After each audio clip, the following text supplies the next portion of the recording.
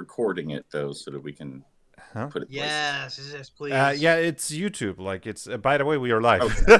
Hi, everybody. Just gotta make 100% sure that everything's going live. Just testing. There we go. We are live. Okay. Sorry, it has happened in the past that I thought I started the stream and it did not happen. But okay, enough rambling.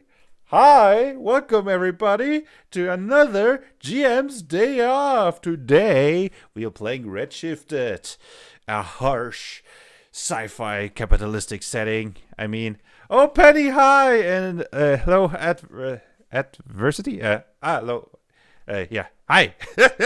Welcome to the stream, and yeah, how about we go through everybody? Of course, me, Blaze Reason, Great Official and World Champions, but I'm not the star of the show. The star is Ian. Come on, talk about yourself. Hey everyone, I'm Ian. I make Redshifted. I've been working on this game for 4 years, been playtesting with some friends of mine, but these guys have been excited about my game, so they invited me on to playtest live with them. So this is the first ever live playtest and live stream of Redshifted. I'm very excited, also a little nervous, but you know what? I have faith in my system, and today we're going to see what it is capable of and how terrified these players are going to be when they experience it. We're all going to die. Skill issue. So then let's continue with the GM, fitting the Eternal GM. Hey, I'm Eternal GM. I'm the one that created the D20 core system, but I'm here to be the one to give Ian the day off for running the system. And just so everyone knows, this is my first time live streaming running a game. But I do have about 2 decades experience in GM work. All right, Nick, you ran my game last time, but we ran your game 2 streams ago. Yep, that's the beauty of GM's Day Off. Hey everyone, I'm Nick. So I am the creator of Rogue Octopus Escapes. We had Cross running that a few months ago, and recently, as Blaze says, I've been running Ishanikon World Shapers, which has been absolute joy to get to grips with. And FYI, Rogue Octopus Escapes is going to be releasing this coming Saturday. So if you're interested, just Google Rogue Octopus Escapes or Rogue Octopus Gaming Lab itch.io, and you should be able to find it. But yeah, today I'm excited to be a player. Good.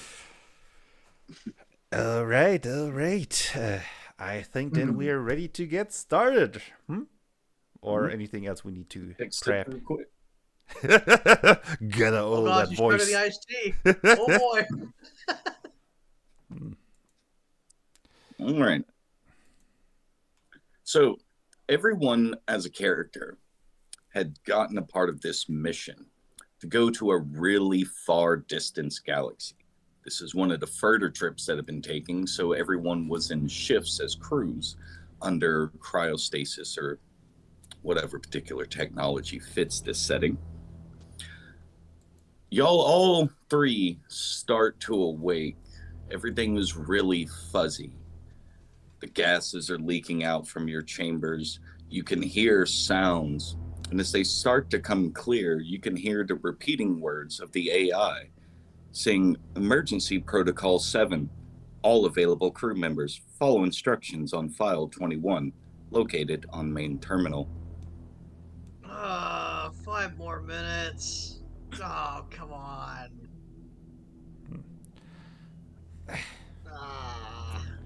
You just hear from one of the pods just someone cracking his neck. Okay, let's get the show started. Wait a minute. So Emergency procedures? What's going on? Yeah, he grabs his rifle. Maybe should I describe him a bit?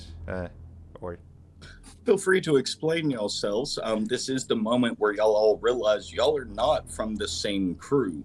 Y'all are actually all separate. Crews have been more species separated, and each of y'all can describe and be like, wait. So yeah, okay. No, let's of course Ian start the start of the show. Sure. Uh, so Stanley wakes up, and he's most unfortunately the most generic human you've ever seen. Standing at about 5'8", kind of medium brown hair, blue eyes. He has a look of sort of being permanently disgruntled on his face. And as he looks around, he's sort of frowning. Oh man, waking up on a weird ship with a weird crew, with emergency stuff going off. Oh man, this is the worst thing since the last bad thing that happened. So yeah, Amur Enorm, Mammon, kind of. They look a bit like space walruses, but without the tusks. Anyway, I'm very burly for Mammon, just wearing heavy armor, which is mostly white, equipped with 2 rifles, a dagger, and just looking with my main rifle, a Punisher, looking around. Huh? What's going on? I see you. And he points his weapon. So he's not like pulling the trigger, just ready. Who are you? What's going on? What did you do to the rest of my crew? Calm down. Don't shoot. Please. All right. I don't know where I am either, all right? I don't know what happened. He looks at you. He looks at his surrounding, and he looks at the third person. All right. So, my description. I'm not sure. I think this is going to be more for the viewers than for the rest of you, because what you will probably see if you're looking carefully is the doors to pod open, and there's a blur, and something just sort of disappears up into the kind of the ceiling area, kind of behind the. Of course he does. Behind the tanks. But yeah, to the audience, my character's name is Fleeben de Gibbet, and I am a Tsum. So basically, Tsum are kind of hyper-intelligent species of, they kind of look like jellyfish, sort of have quite a sort of flexible but not particularly sturdy body, and lots of tentacles, and they're very difficult to find.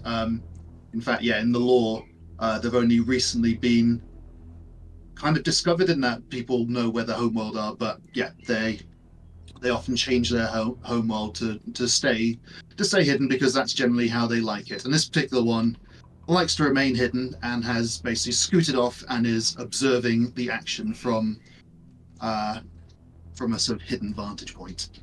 Is there a chance that I can see him hiding, or not? Well, if he's actively hiding, then the typical roll we make is he makes his stealth check. So we go into the skills. He makes a stealth check, and that's opposed by your perception check. I think I have a decent perception check, if I remember. Yes, I am trained in that. So that's D20 plus the total value, 14, right? Right, yeah. So that's 6. I get 30. Okay. No, sorry, 20.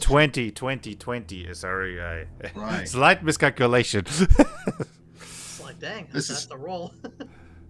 This is cool, because, Fleeben also has a 14 in stealth, so it's basically a straight D20 off. Unfortunately for you, I got a 19. So 19 plus 14. Yeah. I guess I'm distracted by 33? I guess I'm distracted by the guy who is not obviously hiding. And while I'm checking the surroundings, I'm still keeping an eye on you, just to make sure that you don't fall me in the back. And I guess that's why I'm not seeing you. I got excuses. All right. Okay. So what's the deal with this stupid computer? So you don't know why we are here? Does any of y'all have actual computer knowledge or anything that would be more on the tech side? Stanley sure does. Yeah. All right. Well, you would be able to know exactly where the map I have posted in the chat is, and be able to see where the bridge is located. Memories are starting to come back as the process has kind of released that off. Y'all are starting to remember elements of joining in on this mission. Not really what the point was, but you know it's a long distance trip. That's why you were under, and y'all have to make it to the bridge. But the moment you look over at the doors, you can see that they are depowered. Ah, crap. So, do you remember that we were supposed to be 3 guys? There should be a team of at least 6 to 8, and they should all be the same species. Probably So- for each of us. Yeah. And okay. Y'all are Okay, from then. 3 different crews. So, Ah, okay. looks So, like we're I guess ceasefire, and we find out what happens. But I'm warning you, For buddy. free, you didn't shoot me in the first place. You maniac. All right. Now, the door looks like the door's down, so let me go take a look at this. Maybe I can get this open. First of all, I didn't shoot, Alright. and second of all, we're in the middle of a war, and this is... You gotta be alert, soldier. Look, I'm not a soldier. He's saying that while not seeing the guy who is hiding. Sir, I think you're still under the effects of the cryostasis. I think you need to calm down a little bit. All right. Now let me take care of this real quick here. All right. So Stanley's gonna pull out his PDA and start searching for the ship's computer network, so he can try and get power to the door if that can be controlled electronically. Really, he's just exploring the system and seeing what's going on, seeing where there is power, and seeing if there's any issue with the electrical system or with the network itself. You would see that about 60-70% of power issues are present, spread throughout, but it seems like they could be on similar lines. So fixing a problem or two will restore power to at least a majority of the areas that are out. So you're saying there's a physical issue with the electrical system somewhere that's preventing some components of the ship from receiving power? I'm saying there's an issue with the power at some degree that is causing a problem. There are some mechanical issues. You would know that should be batteries in the workshop. You could also try to redirect or repair the problem. Okay. You know what? Yeah. All right, guys. Problem might be a little. I'm not quite sure exactly what's going on, but let me go take a look at the door. Make sure there's nothing wrong with the door itself. Maybe we can get some power in here from something else. So I'm gonna head over and start examining the hatch. What would you like me to roll here to investigate it? I would say that you would easily be able to tell there's nothing you would need to use a knowledge check for, anything going at being able to tell it's depowered. It's not like there's sparks or something coming out of this. It's just not receiving power. You would be aware that with strong enough or capable enough tools, you would be able to pry this open. Right. Alright, guys. We got no power to the hatch. We might just Guys, pull it open. do you see somebody else here? And we're just paranoidally looking around, not seeing anybody else. I got no idea what you're talking about. I really think you're paranoid. You said guys. I'm the only other guy here. You know, I'm just used to having more people in my crew. Okay. I thought there were more people here. Okay. It's just us. I apologize. Okay. Sorry. I'm just on edge. You're right. I understand. should calm down. Yeah, okay. Now, could you help me maybe pull this hatch open? It's, like I said, it's just depowered. Okay, let's see what I can do. I I'm presume I have to make an athletic check or something like that? That wouldn't be a bad roll to use. Eternal GM, how would you like us to proceed? Really, any check that would be viable for your characters to focus on, that would be their method. So if the power's off, I guess my character would just try to open it up with raw force. So that would be athletics. Yeah. Tell you what, let's make some let's each make an athletics check together and then see what Eternal GM thinks of our results. All right. Not the best roll. I've got 19.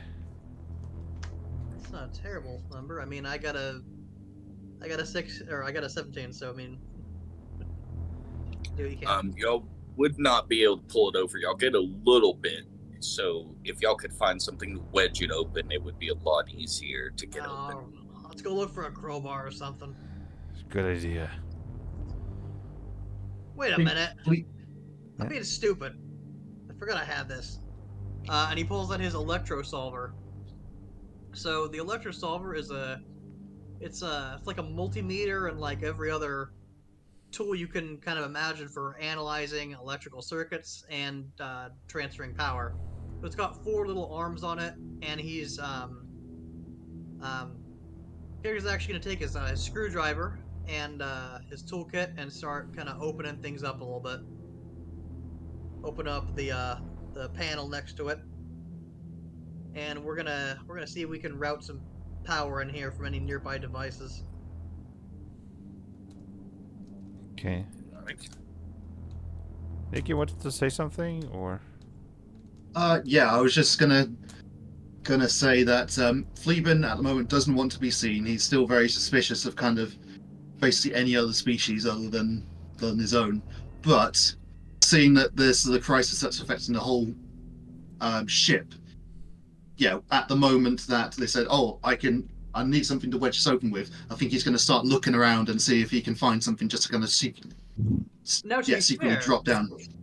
There is, at the risk of being out of character here, there is one other thing that you might want to look around for, and those are vents, because remember the Zoom have the ability to squeeze through very tight spaces. You know what? I play so much Metal Gear Solid, I should have gone to that instantly. Yeah, I'm going to look for some vents. You will have no problem noticing a vent in the wall a few feet from that door. You would risk being seen going in that one. Okay. All right. I'll wait around. If there's anything kind of up on the top, sort of up on top of the tanks that's loose, that would be a kind of potentially useful object, even if it's like a spanner. I'm just going to try and find it, and yeah, if I do, I'm going to sort of drop it down. You wouldn't have a problem finding some piece that would be thick enough. I would need at least an athletic check to build knock it loose. Okay.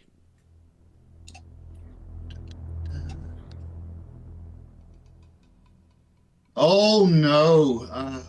Such a great first roll. That's my second roll. How bad? It looked like a 1. Yep, It was so, one. Yeah. So 6 total, but natural 1. Thank goodness we don't have critical failures in Redshifted for skill check. So you made like a lot of effort trying to pry it loose, but it didn't budge. Do we hear something? Okay. Oh, we might. I'm gonna roll perception check. I mean, isn't that the GM's job to say if you should roll? You're right. I'm sorry. I'm getting ahead of myself. Well, at least I know the name of it, so go ahead and do a perception check, because I definitely did not learn all the skills and everything that I might need to have y'all roll.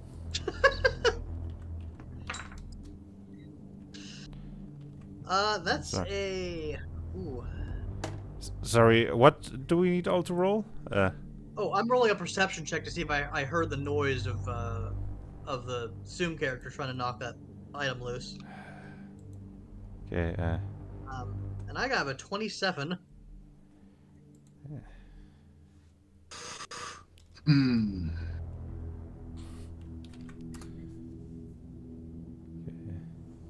sorry, I was just looking outside the chat, right? Okay. All right.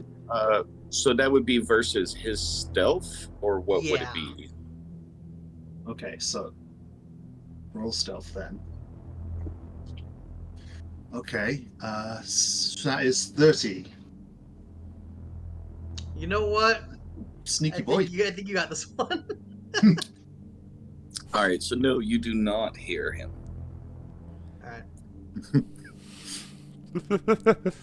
Alright. Zoom supremacy. Yeah. Rafters OP. So I guess we should be looking at for animatronics. I'm not sure if you can see the chat, but Benny is getting Five Nights at Freddy's vibe from the whole thing. right? That's cool. But Eternal GM. So with my character getting his electrosolver into the circuitry, am I able to and with my computer active as well, kind of looking at the nearby machinery and stuff like that in this area, am I able to reroute some power? Uh, is that something this thing would be able to do automatically? Like, I don't know the details about the tool. The electrosolver not automatically. This is me trying to find something like another component or another machine in the ship that has power nearby in the circuit that I could, draw power from and send it So, to here. so you would have power in some of the capsules that are not opened. The ones that y'all Okay, came out of and any other open ones in perfect. this are depowered. The Okay, so only issue is by depowering that, you will depower the stasis functionality of the pods. I mean, if no one else is in them, then I see no issue with doing that. Mhm. Well, these are still closed. Y'all haven't actually determined if those people are alive or if something else has gone on. Oh. Maybe we should go investigate that. Yeah. I All mean, right, you're the guys. technology So, guy. Please do that. yeah. I'm just staying But- alert, not seeing the one thing that's actually in the room. Yeah. Okay, guys. So I can pull power from these stasis pods to open the door, but let me make sure there's no one else inside them. Yeah, Honestly, they good should have point. woken up though, if there was anyone in here, because we all woke up. Let me just go take a look here. I mean, the eyes said something about an emergency. I've got a bad feeling Yeah. about this. So, with the lineup and you knowing about how this process works, Stanley, you'll notice that every other pod that was for your crew is still closed. There's Okay. most of them still have some bit of power, but it's more like the power's kind of jolting around between them. And these guys Ooh. have been long without stasis. So they're dead? Not freshly either. I'm not sure I caught what you said there. Not freshly either. This looks like at least several months, if not years. Oh gosh, guys, guy, you, yes, you, they're dead. These guys are dead. That's not good. No, it's not. Something Maybe we there. should take a look, see who crowd- they could be. I failed. mean, maybe they're from other species. I don't know. Maybe they have equipment. I mean, I'm fully Oh, equipped. no. What I'm reading here is their cryo stasis is it's been unstable. It failed a long time ago. Gosh, they probably. Oh gosh, I'd hate to think they might have been woken up and starved to death in these pods, unable to get out. Oh gosh, why'd I even say that? Ugh.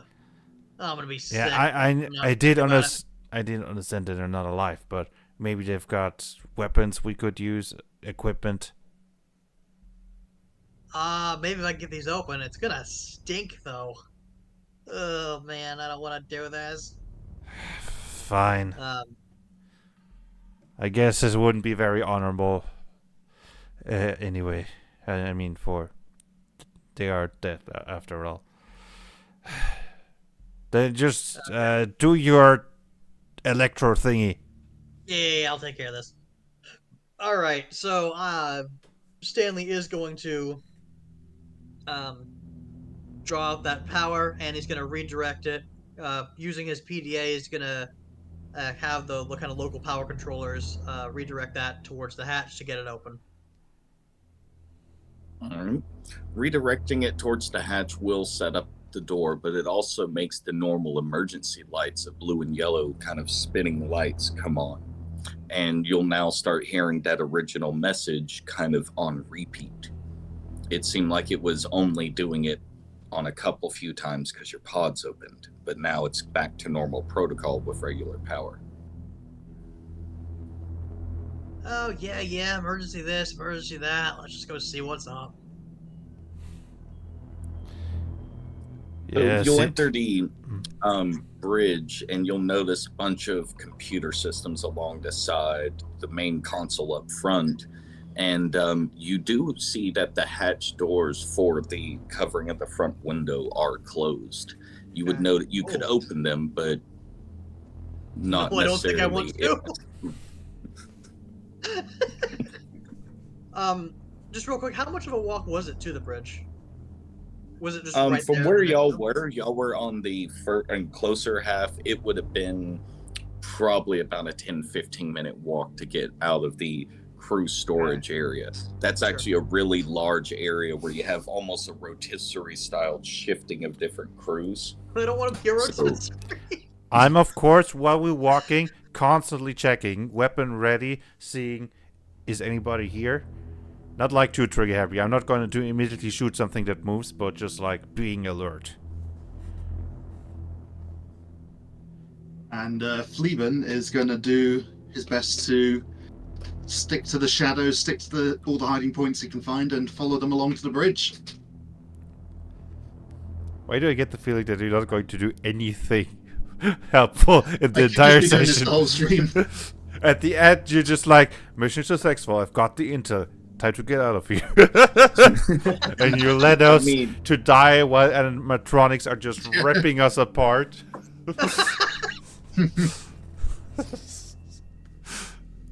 I'm that one person in team games that just disappears right at the start, just plays the objective and just lets everyone die. Pretty much. Anyway, so Eternal GM, yeah. what do we have going on here? Well, what are you referring to besides the description of the bridge? Could you actually kind of repeat that description again? Because my brain shut down for a second. I'm sorry. You have computer systems lined against the walls, some storage areas like kind of lockers, probably for whatever crew having their uniforms in that frontal, the bridge area. You got your main center monitor up in the center of it, and you got the front control area where you also see the kind of shield metal doors closed around the actual viewport out front of the ship. Got it. So the first thing Stanley's going to do is head over to the computers and start looking at any logs of incidents or whatever else has happened to just try and piece together, you know, what went wrong and when and what's being affected as a result. Well, you go ahead and start up and restart up the computer, and immediately the program will initiate and the AI speaks. File 21, Tier 2 hull breach, Tier 4 system failure, Tier 1 foreign infection. Which do you want to start with? About that foreign infection, yeah, tell me about that. Foreign entity impacted ship and has been consuming and spreading throughout the ship. Entity is attempting to bond with AI systems. Or just like, What? grabs his pistol firmly. Oh boy. Do we have any like escape pods here? Escape pods are on opposite side of ship, past storage bay. Storage bay is location of hull breach. Is there even a nearby planet for us to launch escape pods to? Without systems operable, we cannot detect local entities in space.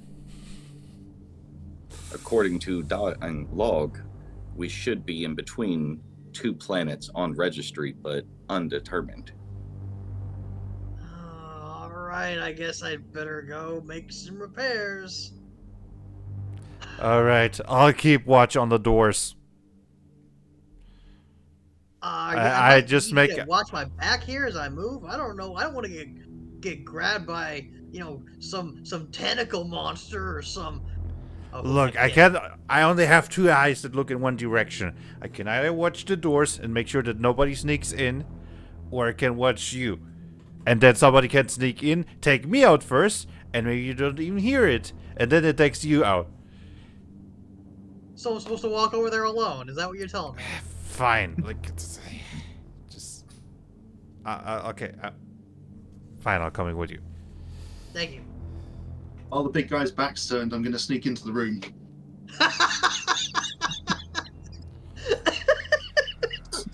All right. Well, while they're taking their walk back up that direction towards the workshop, um, what would you want to interact more with the computer to figure out what the rest of the message is, or did you have a different plan? If there's any, if it's, is it all kind of one central computer, or are there kind of multiple ones around the bridge? This is the central mainframe. In order to actually have everything else pop up, you would Okay. have to distribute the power to that. Y'all are at a lack of power, so this is more like a puzzle of shifting power around. Right. Okay. So you can operate the opening doors for shielding the window, potentially a log machine up by the main, Yeah. control, or the central computer hub, Okay. which is still sitting open on file 21. Okay. What I would like to do, and yeah, tell me if this is applicable, Ian. I would like to use my ability. Where did it go? Read access. So, read access allows me to basically access limited files on a computer and see its contents. So I would like to do that because I found it. Yeah, Fleven found it odd that there wasn't much details on where exactly they are currently in the galaxy. So he's going to try and sort of look into that, see if he's anywhere friendly, basically. So a little more context. So read access, it's fairly powerful. It lets you look at at what kinds of files are on a computer. You can't modify them in any way while accessing a computer this way, but it does let you look at them even if the computer is password protected. It's sort of like you're starting it up in like a safe mode of sorts. Okay. Well, looking on to that, immediately you would be able to see the access and be able to read out what the other things were. The whole breach is a 30-foot across breach in the storage bay next to the main doors for access. 70% of it, and it's called 70% stable. It also has a note that no crew or system repair actions were taken to do this. So, reason it is stable is unknown. System failure has 60% of ship without power, 40% of the doors are inoperable, only partial repairs are possible, and even if all of them are done, it has a recommendation for repairing and restoring power to the escape pods to escape. You will also see that the ship's ability to tell where it is, its navigation and awareness systems, have been almost infected by this weird virus. It doesn't act like something you've seen or have knowledge of, but it seems to have erased or absorbed some of the data, and that is why the system cannot actually tell you where it's at. It is only able to notice the gravitic fields of the two large planets, but all it has a listing of is these have not been explored yet. Okay. All right. I think, yeah, I'm going to kind of make a note in my sort of tiny data pad. And then once I've kind of collected that information, I'm going to kind of, find another hiding place if there's like a kind of under the table area or behind a computer area I can go. You'd be able to hide amongst the stuff up near the main control area, kind of where the captain would be. Okay.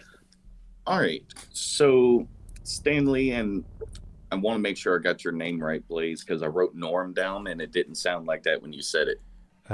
Mur is first name. Norm is second name.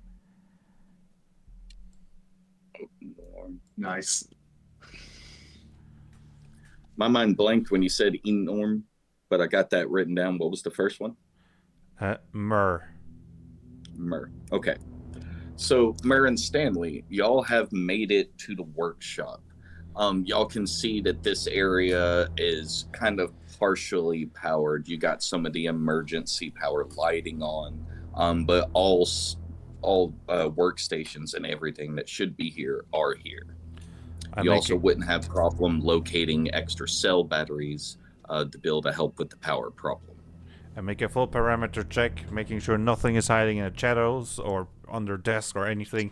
Assault rifle ready. Just. As you are looking around, you will begin to hear this kind of weird sound, kind of emanating from around everywhere. Uh-oh. Kind of almost a kind of sound. Was that And like it a heartbeat? repeats. Or No, more like a wet sucking kind of sound that almost has a rise and a pop to it. Ugh. You can't tell exactly where it's coming from. It literally sounds like anywhere you're looking, it's coming from that direction.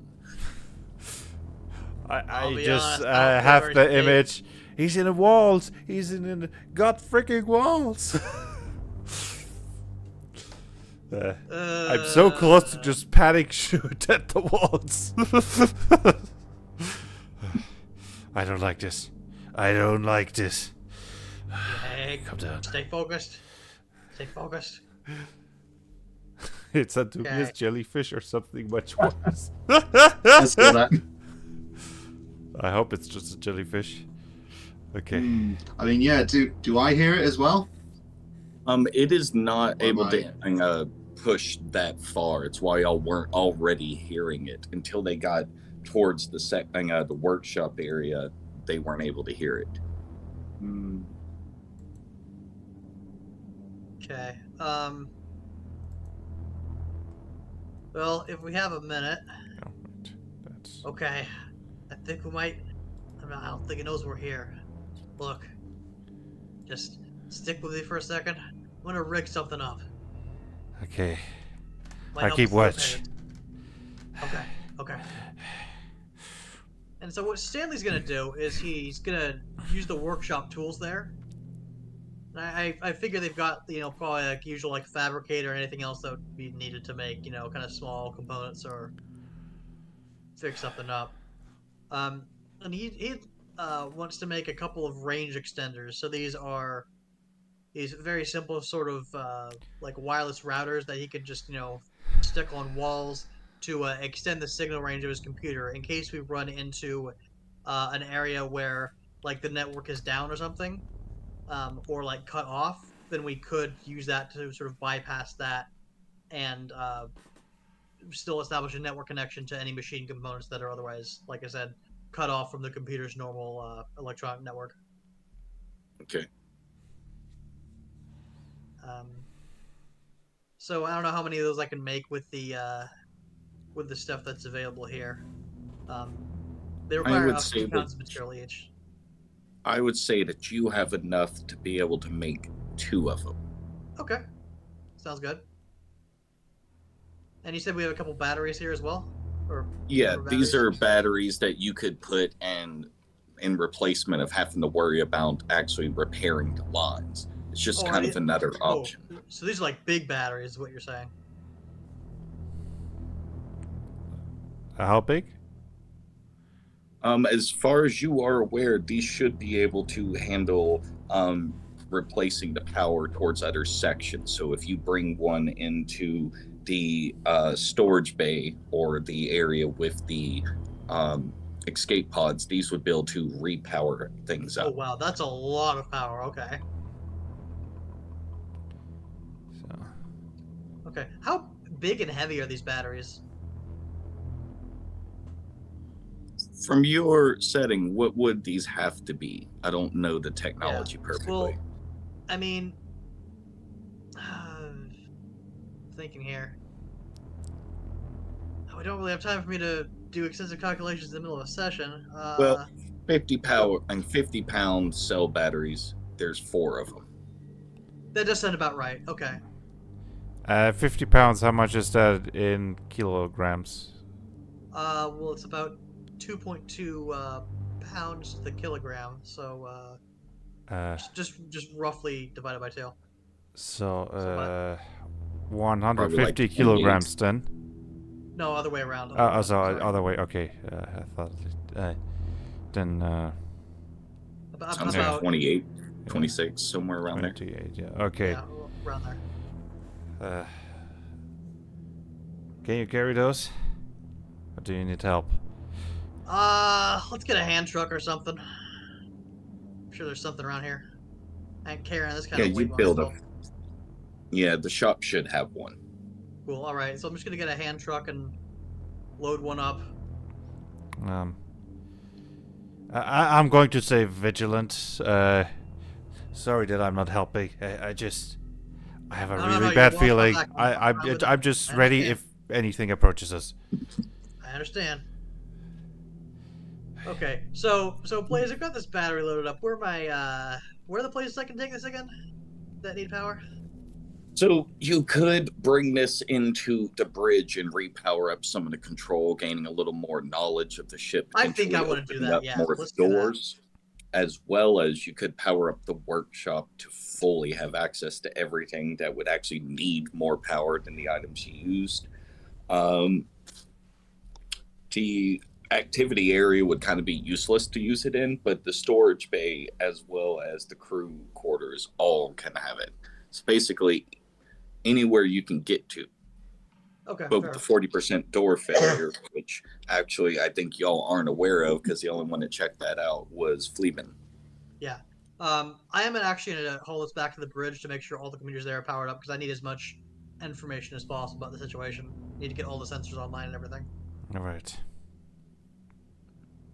All right.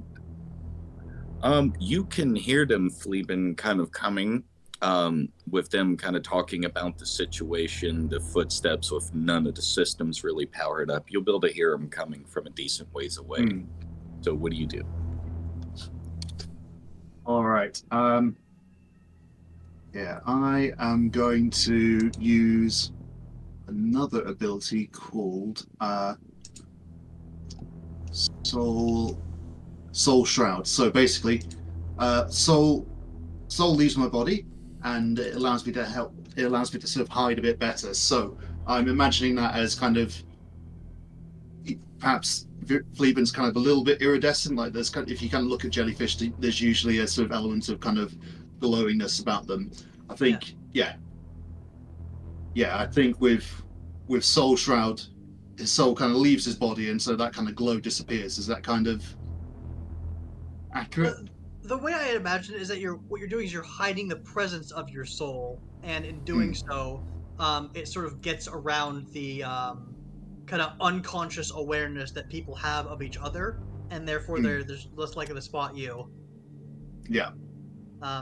Let me take a quick look at the details on that in the handbook. I think it gives you a bonus on your stealth check, but let me just confirm that.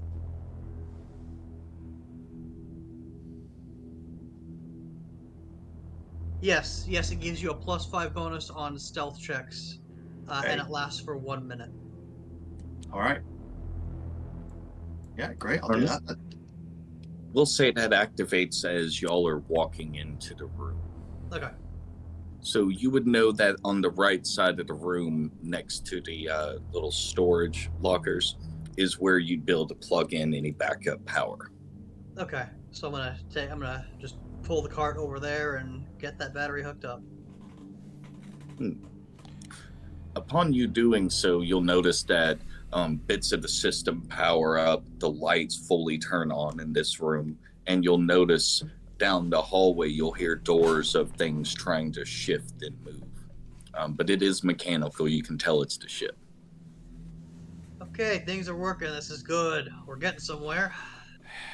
Let's go take a look at that computer, see if we can get any more info on the situation. All right, keeping watch. It is left open on file 21, still with access to the other two parts that y'all did not hear. Now hang on. I don't remember opening this file. Is there someone else here? I just go into overdrive looking everywhere.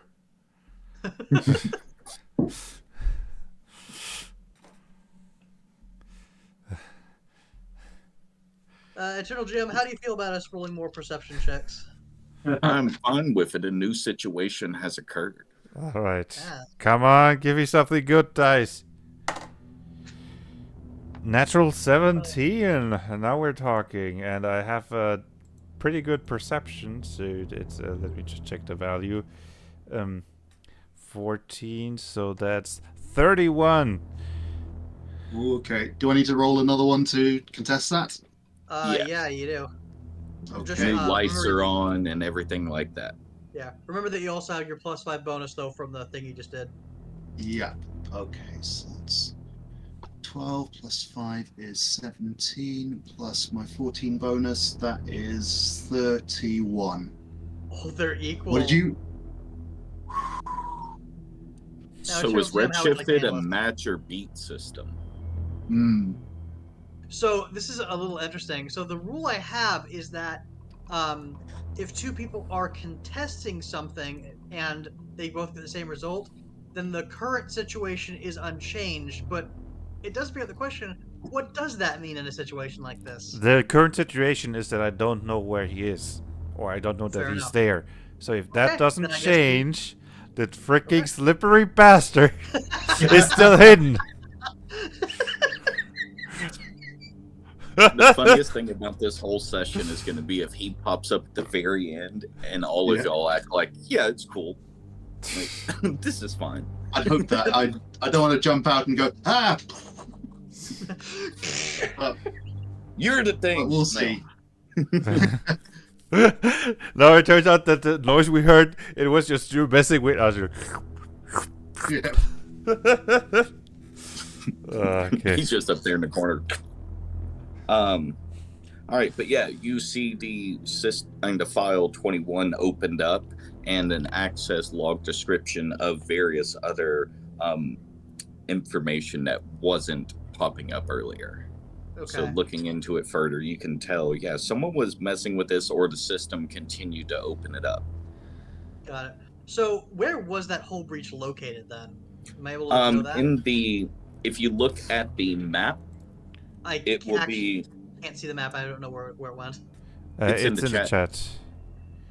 You can go if you look at the streaming room. There is open chat button, and there you can look at it. yeah, the storage bay location, it would be in the bottom right side.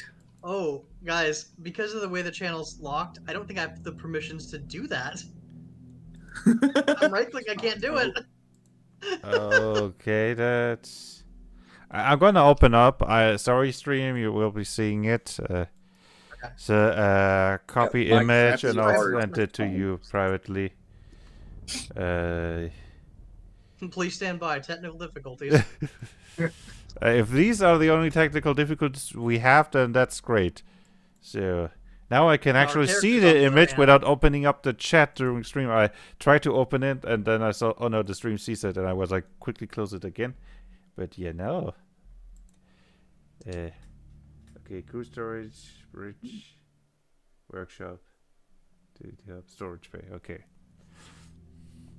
I guess it makes sense to like show everybody on stream. Can Yeah, I? why not? Okay, it's pretty small. Can I make it? I can't really make. Sorry. I guess here's the bridge. Here's the crew area. Here is the workshop, storage bay, and wait a second. Let me just double check. In the activity area is right here, and crew quarters here. So I'm gonna Okay. close it again. Yep. So Eternal GM, one more time. Where was that breach at? The bottom, well, the outside of the hull of the ship, but the right side of the room, according to that map. Okay, got it. All right. Seems like we got a situation to dislodge. All right. I'm real concerned about that. This converts us. We're AI not state. alone. Sorry, finish talking. I'm real concerned about how the AI said the thing is trying to get into it. I can't have that. No one out hacks me. Forget I said anything. Okay. Okay. So, what do we do now?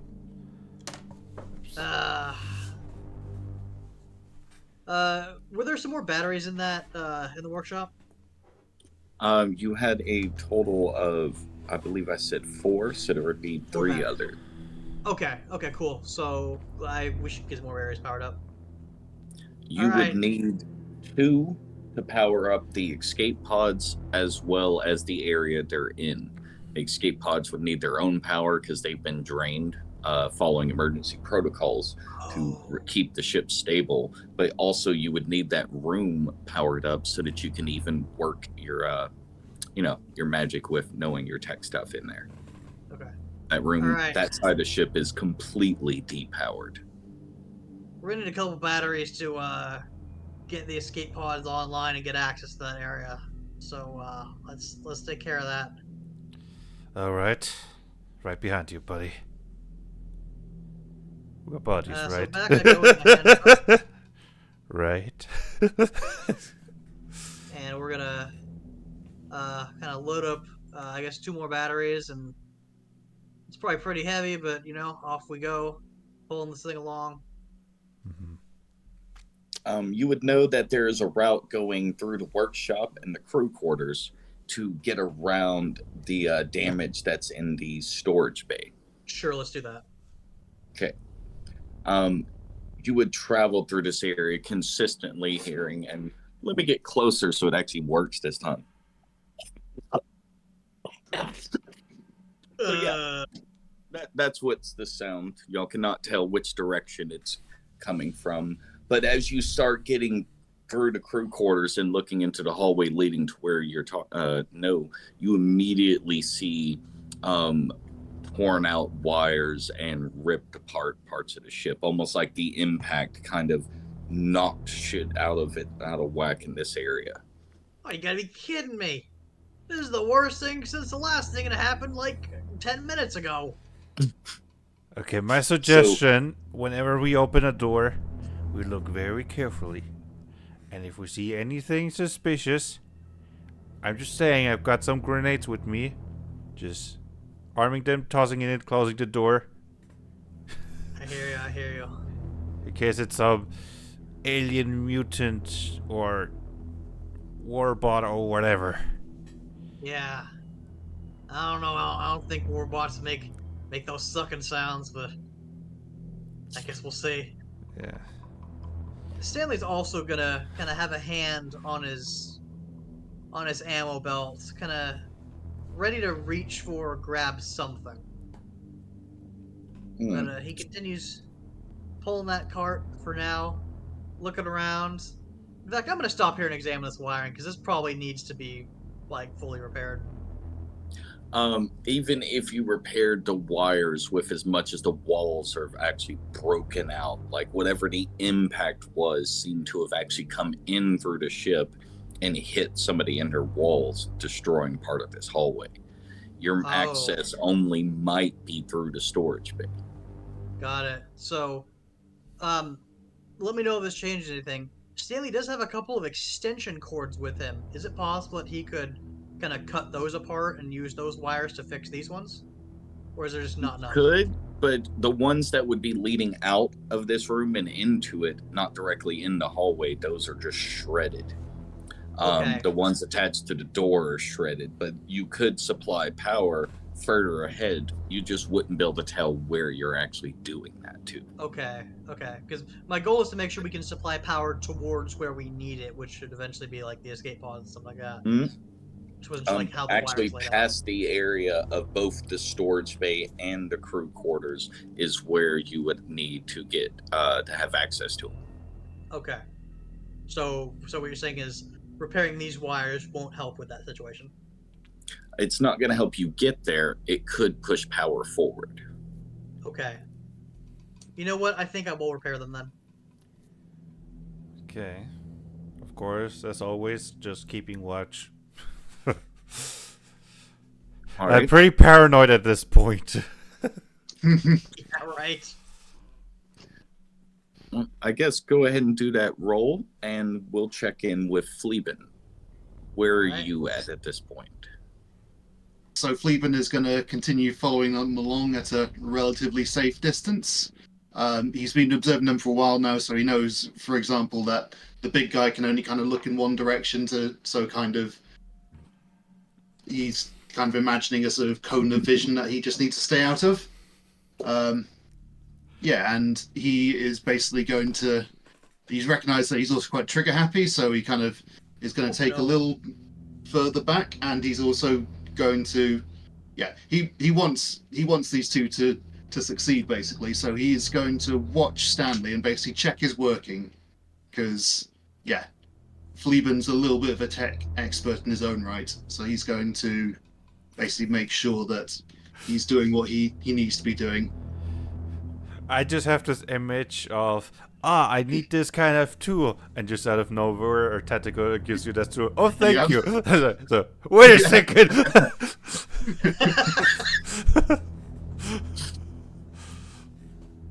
So I got a 32 on my knowledge of electronics.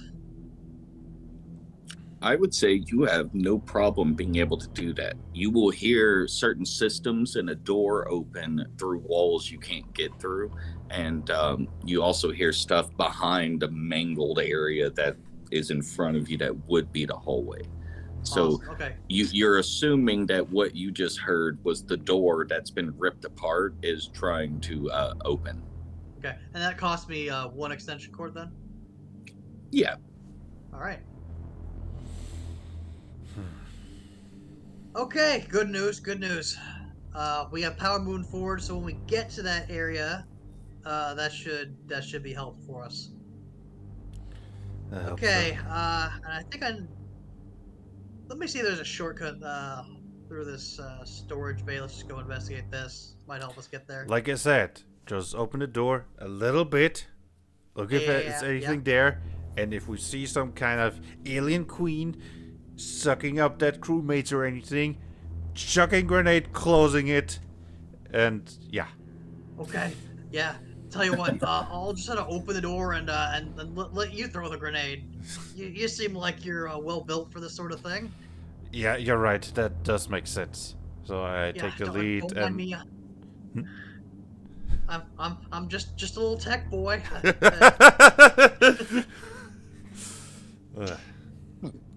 So y'all backtracked and went towards the other path that y'all had to take, which is through the activity area. Okay. You'll notice that most of the workout equipment and sports little areas are just as normal. There's no power here, and you can see the other side where the doors are. There is no power to them. Okay, so we'll need to restore power here to just even open this up. Okay, I guess that's going to cost me 1 battery here. Mm-hmm. Now, is it going to take 2 more batteries after this to open up to get the escape pods and get them all powered up? 1 for the escape pods themselves, 1 for that area. Okay. So, just to be safe, yeah, I'm going to get this battery plugged in, and then I'd like to go back to the workshop and collect the final battery, so I've got both those remaining batteries with me. All right. Wouldn't it make... All right, let me just... Okay, yeah, no. Oh, no, go ahead. My character's getting it set up. Okay. No, I thought maybe something else would make more sense, but no. Okay. My freaking music is making me nervous. Hey, that was your decision. So, Eternal GM, Stanley's getting the battery plugged in? Yeah, you wouldn't have a problem with that. A moment upon that door opening slightly even, an amount of weird amount of moisture, like humidity and warmth will leave that area. I don't think it's supposed to be that hot in there. What do I see? Let me look at the map. You'll be able to see towards the right behind one of the support pillars, the paint on the ground and the letters for the landing zone. You can actually see the impact and you can't actually see entirely without the lights, but something is blocking that weird kind of almost area that's probably the 30-foot little impact hole. But you can't see what's actually holding it together without any lighting on. The other side, with the light going through, you can see a bunch of storage crates wrapped in a cargo net behind another pillar. Behind that, the light will start to fade. To Hey, have anything that can make light. hey, big gunman. I got a flashlight here. You borrow this. Ah, thank you. Hmm. So I take the flashlight and look again. The gun's still in So one hand. near the big hole, you'll notice this almost black, shiny substance covering up the hole. As you scan the room, you'll see this kind of almost like an oil spill coming from the back left corner of the room. But it's covering at least 30 to 40 feet out from that area, almost in a circle. Is it moving? Not the bit on the floor. The bit that's covering the outside seems to kind of flex a little. I look at the ceiling. The ceiling is clear, but you will see like a lot of extra cable looking things up on the top towards the other side of the room. Like normal cables or just things that look like cables? Things that look like cables, you know that the cables that should be there should be running in the ceiling, yet Okay. there's no damage to the ceiling to let them Okay, come out. Just wanted to make sure that it's not like just tentacles or something. And okay. So, I'm gonna look through as well. Mm-hmm. I'm kind of curious about those cables. Because something about your description, Eternal Gem, makes me a little suspicious. Did you say All right. these do or do not look like the ship's power cables? They are like thick like them, and that they seem almost attached and going to the ceiling. There's no damage to the roof, so you can tell these can't be normal cables, and there shouldn't be anything like that. Wait a minute. Wait a minute. That doesn't seem right. There shouldn't be cables going in the ceiling like that. No one would build a ship like that. I don't trust this. In fact, Grenade and time. not yet. Let me test something here. Okay. So my character is going to pull out his ionizer, which is an electric pistol, and he's going to aim it up at these cables that may not be cables, and just shoot. This little bolt of electricity comes out. Anything happen on impact? You'll see that it's affected by it and almost kind of tenses, and then will release after a moment, like probably about 5 or 6 seconds. Oh gosh, this thing is trying to take over the ship's power systems, or something. I'd like Crap. to scan it using my portable scanner and see, basically try and find out about it, if it's kind of organic, if what we see is all of it, or if there's kind of more of it hidden away. Okay. Your scan will read as organic, but it won't be able to directly place it. The closest two things it has is saying between almost a fungus to a virus. But it cannot say that it is closer to either or, not necessarily a mixture, but your system doesn't have an accurate read. This is something new that hasn't been put in a database. And this is not all of it. This is seemingly like the outspread fuzz parts of fungus when it spreads. Oh boy. But we don't know that, Ah. right? Because somebody is No. sitting in the shadows and isn't sharing the intel with us. By the way, I will say this is the only time I've run a game where one person is chilling in the shadows and the other players don't know it. I love this because, like, even canonically in my lore, this is like the most Soom thing to do ever. It's like hiding from your own allies. Or what should be your Right. own allies. This is great. This is hilarious. by the way, somebody wrote in the chat, somebody who says that you should know him by Memequal or Memeblol. And he said, "Hey Oh. guys, nice to finally see this come to life from the ground up. Proud of you, Ian, mate." Yes. Good to see you, meme. Glad you could make it. It's been a while, but I didn't want to interrupt the scene just because it's body up back to the game. Oh boy. All right, so after you have noticed that about it, Fleabin, what do you do? Let's see. I'm going to. So, I've got some tentacles kind of make myself kind of stick to a wall up in the corner, and with two other tentacles, well, with one tentacle, I'm going to remove an item, a kind of that looks like a steel block, but kind of after tapping it, it kind of extends into a sniper rifle. So that's my Stingray rifle, and I'm going to basically sort of hold it kind of ready, looking down the scope at this new organism in case it turns out to be hostile. Does your scope provide any visual bonuses?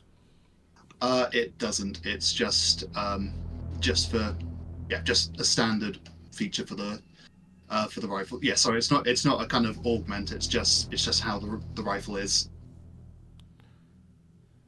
Okay, just wanted to ask. All right, Penny so says, "Oh my god, that's an awesome weapon." actually is pretty. A question: the Right. weapon that Stanley shot, do you need two hands or one hand for it? It's just one-handed. It's just a pistol. So probably it makes more sense if you hold the light, because of my Okay. two-handed. Okay, you hold the light, I'll so I take can it. shoot if it moves again. Yeah, I got an Should we idea. try to move in carefully, or Hang should we on. try to run in blazing? No, hear me out. Hear me out. Yeah. This thing is trying to get into the system, right? That Mhm. means it has to be connected to the power somehow. Like it would. There's no way for it to not get into power cables in the process of this. I might be able to use that against it. I don't know if conventional weapons are going to be good, but maybe if I can send a surge of power into this thing, it might be able to dislodge it very painfully. Or you supercharge it. But I mean, I Basically. guess you're the expert. Yeah. Tell you what. Let me just try and whip up something real quick here. Okay. So we're not going to use this just yet, but Stanley is going to use his write script ability. And he's going to write a script that he'll eventually put into a computer. This is And no time for theater, buddy. it'll only be a minute. Give me a second. Because So you're how writing the a script script. works- It's a Yeah. joke. Whatever. Sorry. So how the script works is it goes through each basically goes through like each machine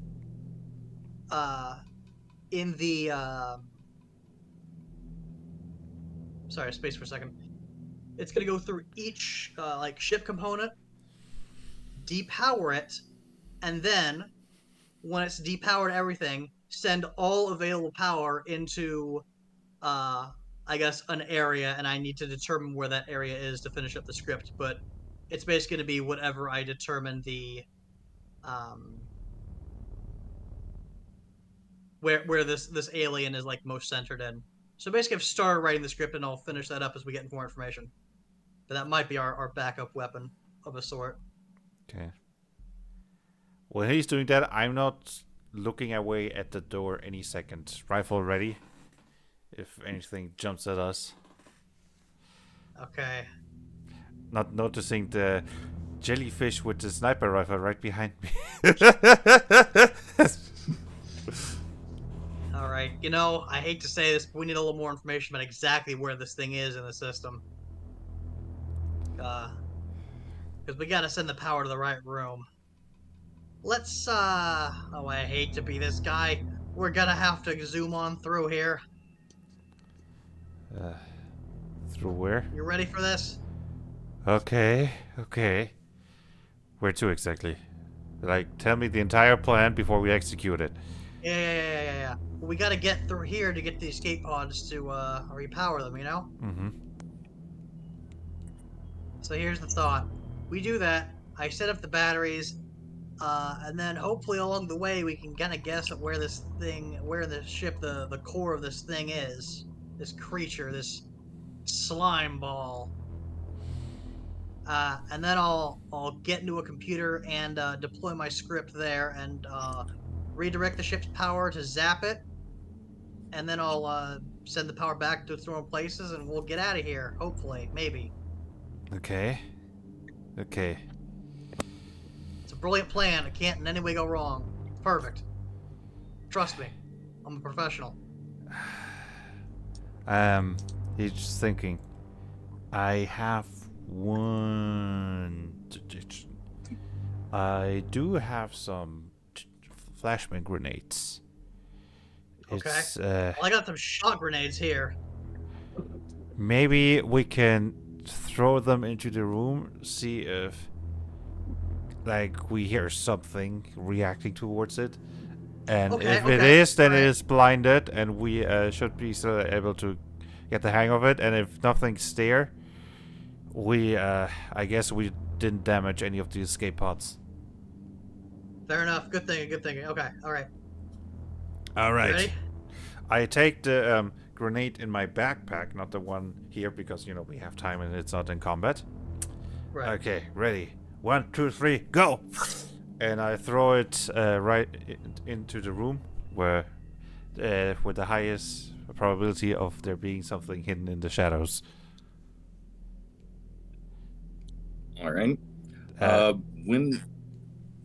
When it goes off, you won't really hear any like creature-like sounds, but you will hear several like heavy, hard impacts into some of the containers and walls that are in there.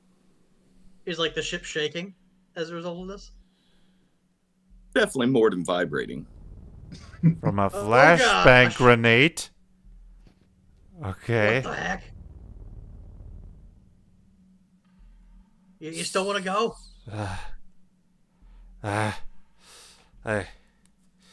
Okay.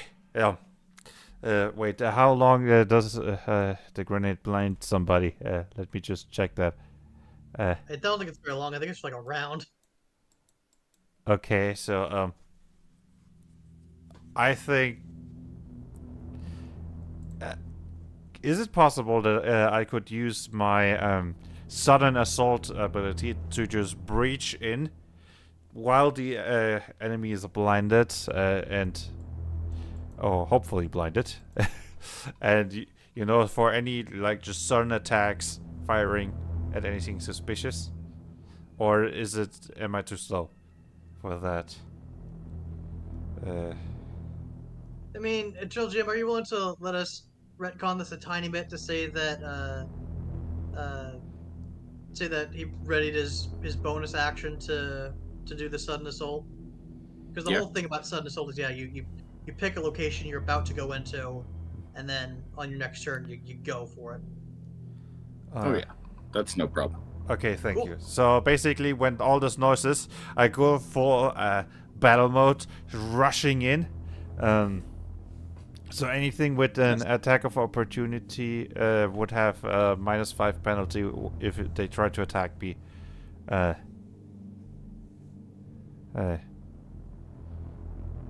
Preparing Yeah, against you deals to you before you breach. Your breach fails and you gain no more.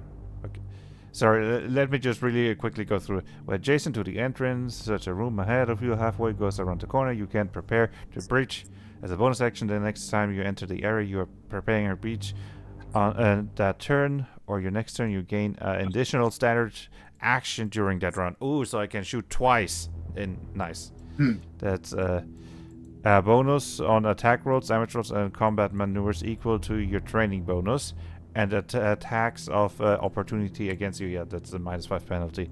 If an enemy within the location you are preparing to breach makes an attack roll or combat maneuver check against you or deals damage to you before you breach, your breaching fails and you gain none of the above benefits. So, yeah, I'm breaching, just ready to shoot at anything that's moving, falling. What Now, do I Blaze, see? pay attention to the map I just posted in the chat. That is the room you just entered. Should I make battle music? That depends on how y'all handle the next little bit. I'm just gonna start it. Considering that I'm Inflation just started. running in like a maniac. Okay, let me just copy the image and send What it. tune? Yeah, and send it to Ian. Nick, can you see it or? I can't. Okay, yeah, the sending chat's it not to loading you for me. also. Cool. Okay, for the stream it's Ooh. still a little bit small. Okay, but let's see. Exiting, reach, landing. Entity. Okay, so I guess I'm coming in from the door. I guess I'm just oh, the entity. So I presume I hear the entity is where I hear all those noises coming from, right? Yes, but at the same time, you still can hear it from at least the inboard walls at this point. Okay, so I rush to keep landing zone, keep clear. Okay, so I cannot move onto the landing zone, or Oh, you can. There's no one trying to load or unload something from it right it's now. That's just- kinda like Oh, that. Is that like a loading bay for like a shuttle or something? It could be for a smaller shuttle. It's also when it's docked somewhere where they'll, be landing in with kind of Oh, hover okay, got whatever it, got stuff it. to load up those barrels and crates that you can see. Okay, cool. so I guess I'm running in the middle, so that the boxes checking. So I should be able to see into the corner where it says in your map entity. What do I see? One, you will immediately see as you are getting towards that location that there are 6 large tendrils coming off of this. They don't seem to at all see you, but they are just kind of feeling around. You'll see some of them actually digging into the walls and moving forward, almost kind of pumping like they're pushing forward. And the black entity itself is almost this big black globule of gelatinous material. Oh Okay. gosh, I was joking when I talked about tentacle monsters earlier. I didn't think there'd actually be one. Okay, so I guess I'm just... Alright, shouldn't we roll for initiative since I initiate in combat? I would think so. Yes, okay. Let's do Except it. for do it. Okay. Except for sleeping, because you're just kind of chilling there. Unless he's coming to help. Oh yeah, I'm invested in these two. I'll help. Okay. Okay. Where is my initiative bonus again? Oh yeah, +8, so that's 22. Let's roll. I got 15. I got 20. Clean or unclean? Unclean. All right. He's unclean. All right. So all of y'all will go in y'all's order, and I will have the other thing interacting after, kind of in between y'all. Okay. So, since I'm, the one storming in with the highest initiative, I guess I'm first. And as I see it, I'm just using my 2 standard actions to fire. Okay, let's go first with the first one. The first standard action, taking my Punisher assault rifle, firing at it, making the attack roll, I presume. That's okay. That did not went as planned. That's a natural 3. Hey, let- I mean, putting your modifier. Let's see how it goes. Yeah, looking at the modifiers. So, Punisher, that's wait, it's the with the weapon, the attack which I add. Yeah. Okay. So that box's attack on your sheet is all the stuff added up for you. Okay, so that's 15 plus 3. That's my training bonus, right? Because I'm breaching. So Yeah, your training eight- bonus should be included in that attack thing. Yes, but I'm breaching. That gives me an additional training. Oh yes. And that's 3, right? Yeah. Okay, so that's 18 plus 3, 19. 21. What? What? Sorry. You said Sorry, 18 plus 21. 3. Yeah, you're right. 21. 21. It's just checking. I'm an Wait. idiot. Okay, you Blaze, you're one of my favorite idiots. you were aiming for the central entity or one of the The central big entity. tentacles. You will land your shot on that. All right, time for the damage. That's 10. Is there any extra damage I add onto the roll? Yeah. So you're using a gun there. So what you do is you have the base damage, which I think is 2d6 for this Yes, weapon. I rolled that. That's And- D10. Yeah.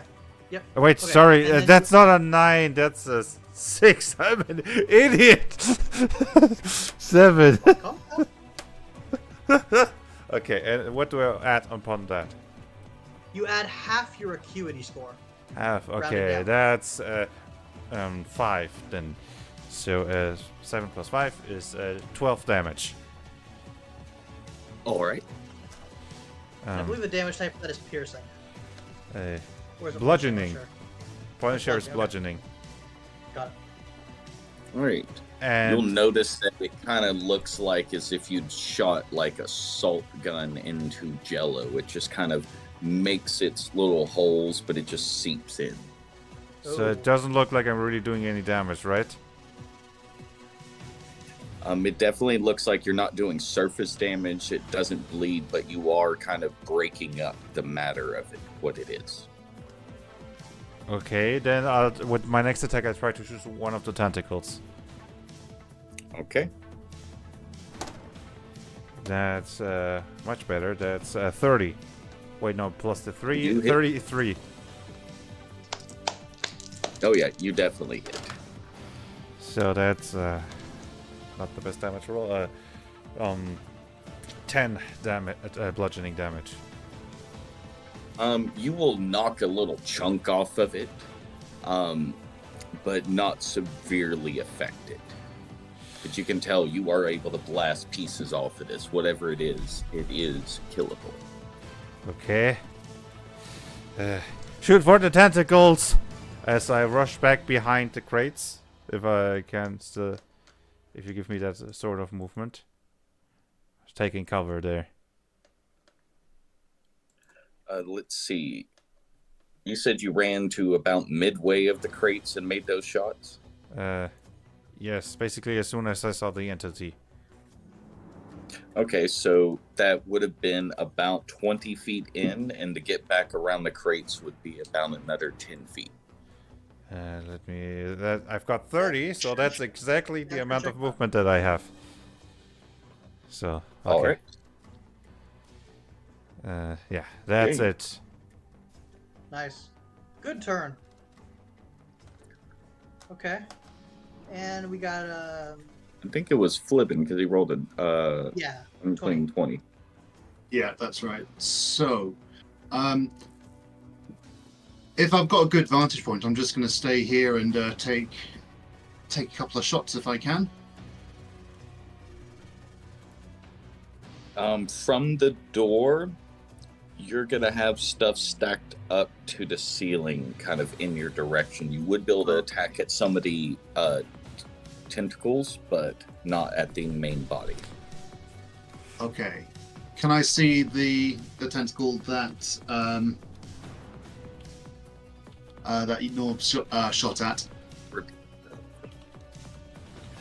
Yes, that one is kind of midline of everything. Okay. Yeah. Considering that's weakened, I'm gonna take a shot at that and try and see if I can just split that tentacle off from its body. All right, go for it. Okay. All right. Ooh, nice. That is 32. Yep, that one hits. Mhm. All right. Time for damage. So with the Stingray, that is 2d6 piercing damage.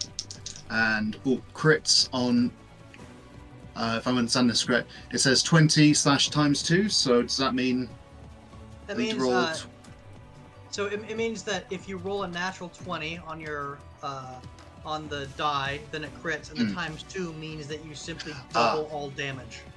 Gotcha. So Okay. you roll, so you calculate all your damage and then you double it. Okay. All right. Not a natural 20, unfortunately. Okay. Oof. And that's 4 points of piercing damage. 4. Okay. Yeah. All right. And you made sure I just want to make sure that you added your half your acuity score as well to the base damage because you're shooting. Oh no, I didn't. Let's see. So that is, yeah. So yeah, I've got good acuity. That's 10. So does that mean There we go. that? Minus you 5 say- more. 5 Yes. more, half of so it. that is 9. Also, Penny is rooting for the Eldritch Abomination. So, God, I don't know how I'm come on, supposed to man. feel. Of course, the Jailer. Yes! How could Penny betray us like this?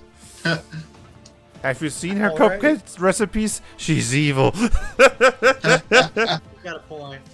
So with that much damage, it'll start bleeding around on the floor. And can everyone give me a perception check? All right. Yes. That's. Wait. Do I also get that extra bonus on checks? What? For No, breaching. your skill check. No, it doesn't apply to that. Okay. Then 31. 23. 32. All right, every single one of y'all just keeps rolling great. All right. So every single one of y'all will notice where this blood and bits of the flesh you're hitting is almost having a kind of burning or acidic effect on the metal floors. Ooh.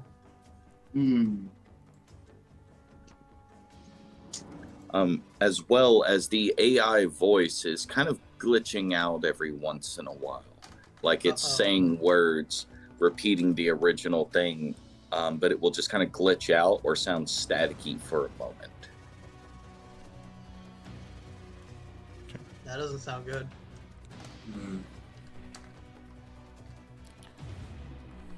Is it my turn then, or?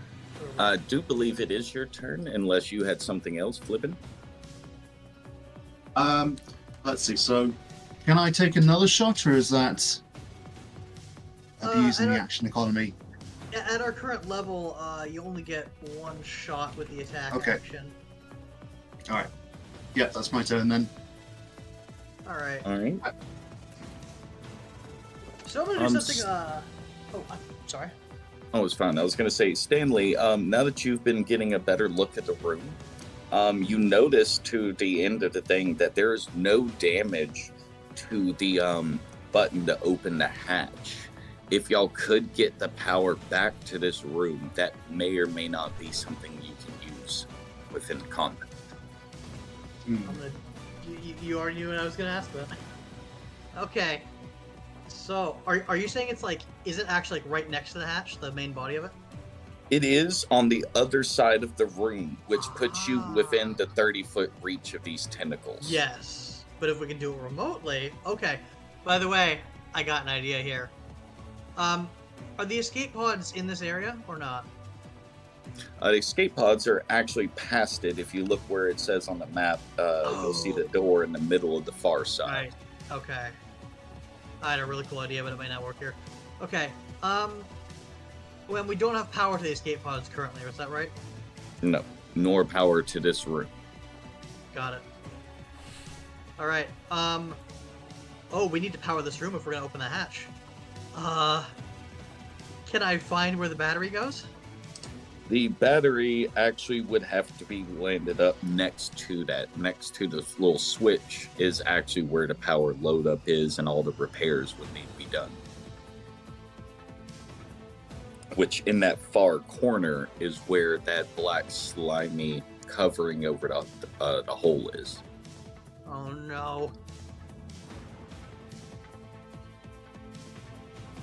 Hey, I got an idea. Okay, so it's time for something absolutely crazy. My character is gonna begin running back to the workshop, and what he's gonna look for. Actually, you know what? Maybe I should ask before I commit to this. Did I see any drones in the workshop that might be used for repairs or anything like that? Not that you noticed. Darn, okay. I'm just gonna use one to deliver the battery to that spot so I wouldn't have to step on the slime. Okay, alright, if we don't have that available then. So that spot I'm trying to deliver the battery to, once again, you said it was like within the slimy surface? The slimy surface, it's about 6-8 feet outside of that, but that extends, from what you can tell, about 12-15 feet from the entity, where its tentacles are double that distance. Oh, okay. Alright. Okay, new plan then. So I'm kind of looking at the spot where I need to put the batteries, and what I'm going to do is, I guess, locate the tentacles nearest that, nearest that spot, and I want to throw a shock grenade.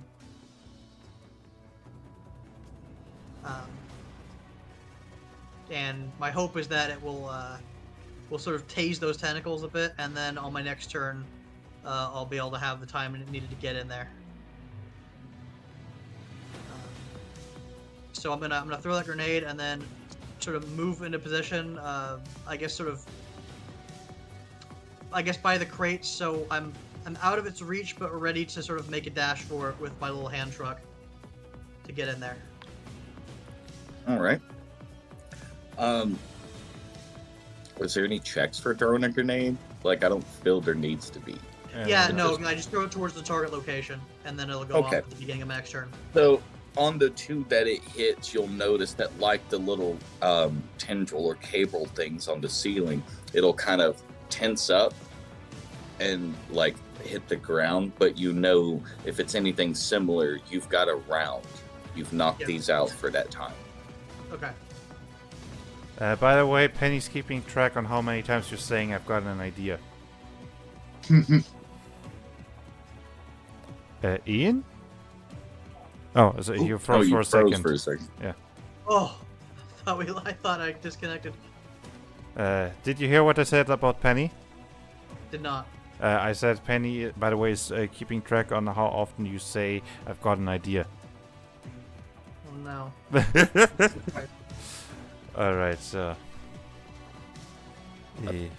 I've got to fix this thing. I have an alarm that I keep just swiping away, but I actually need to cancel it. Give me just a moment. Yep.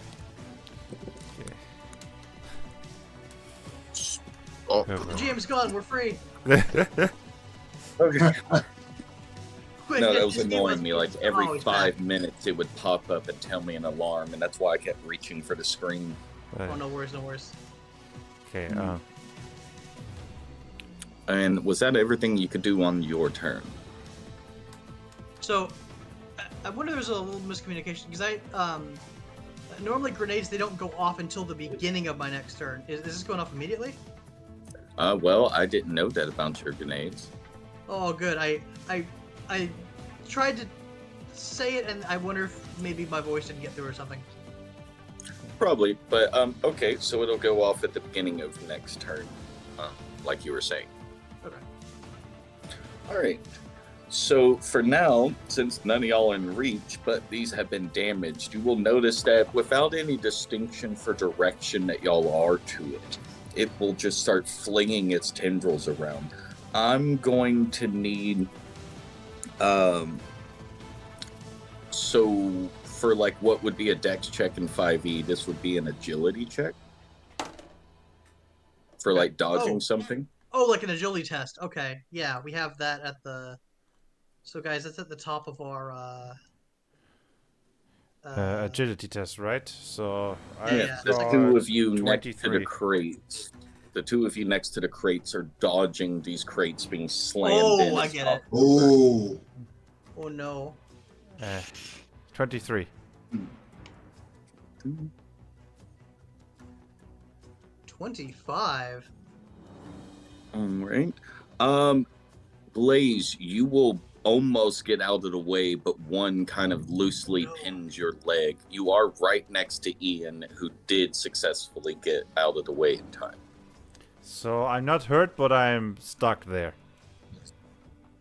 You were pinned. It would take a, I guess, athletics check to get yourself unstuck. So I'm on the But ground? you'd be able to do that. Or Yeah, you kind of got like. okay. Right. Like Ah! prone with a crate on your leg, I think. Stupid monster, stupid box. So it's my turn again, right? Yes. So can I still throw a grenade from where I am?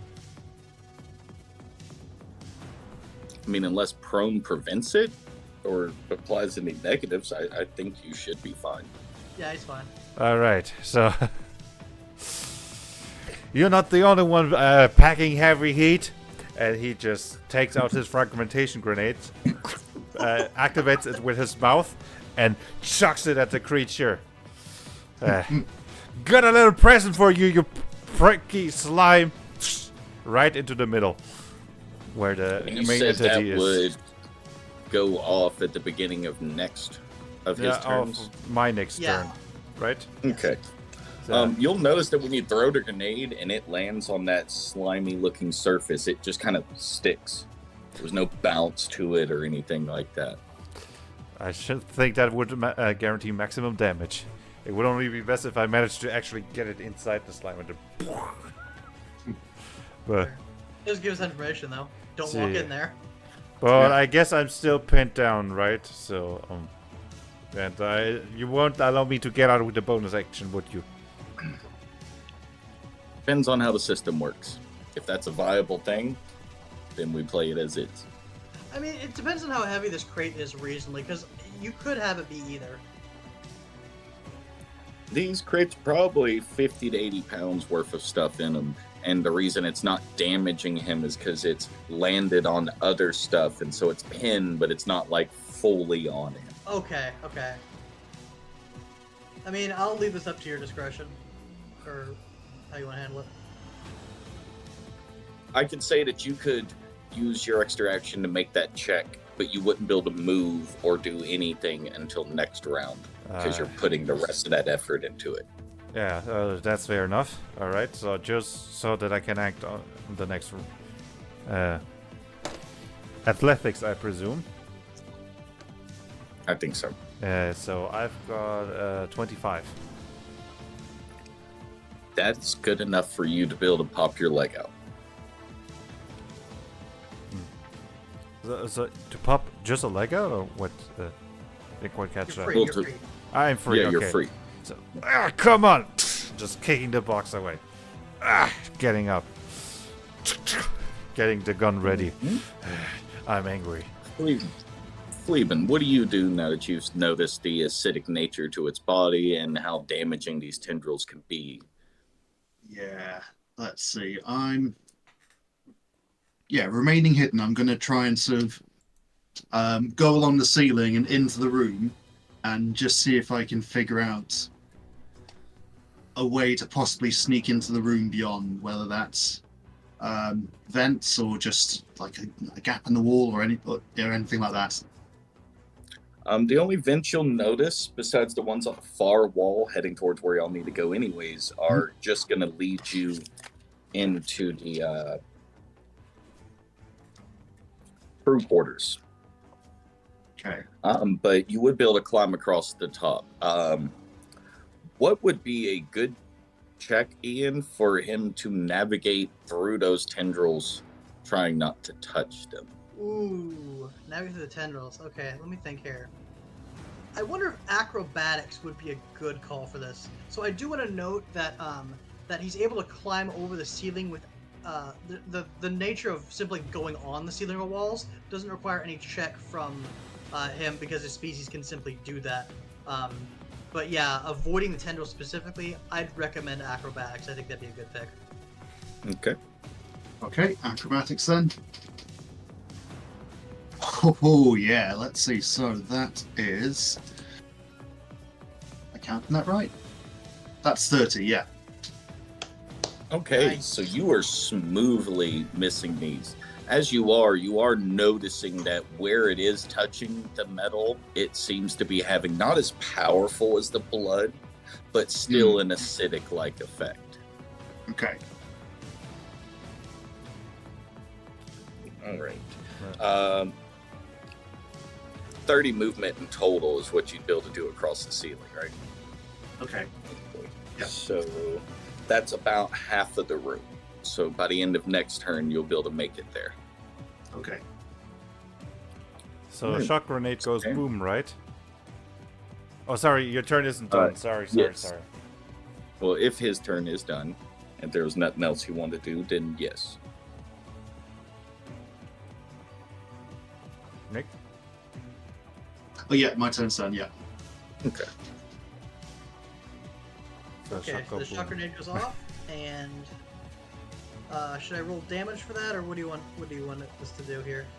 You can roll damage for it if it does damage. But Does in do any damage. case, those two tense up and hit the ground like described Okay. last.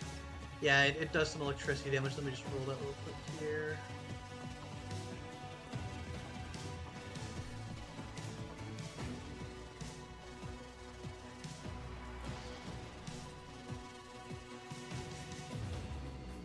So our computer's lagging a little bit. Ooh.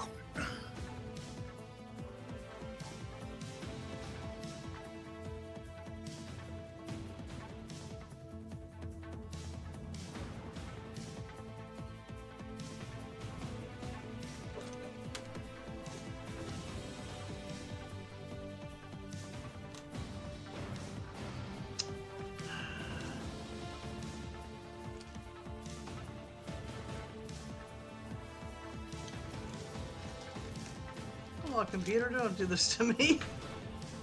What's going on? Oh, it's just lagging out. Okay, we're good. Okay. So we have.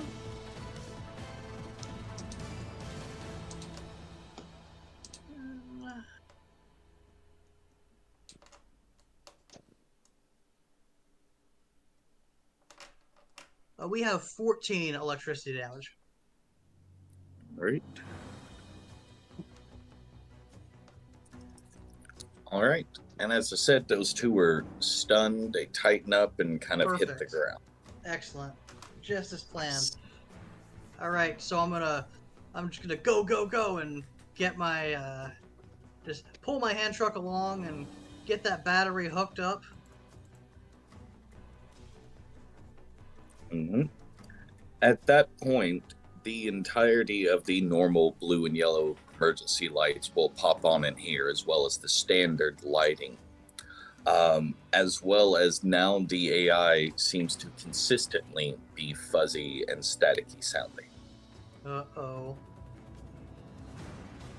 Okay, so at this point I'm gonna get out of the way, so I'm gonna pull that hand truck all the way back here. Just to make sure it's out of the tentacle's reach, because I still have my final battery on there that I'm gonna eventually need to deploy in the next room, and I don't want it getting destroyed by a stray tentacle.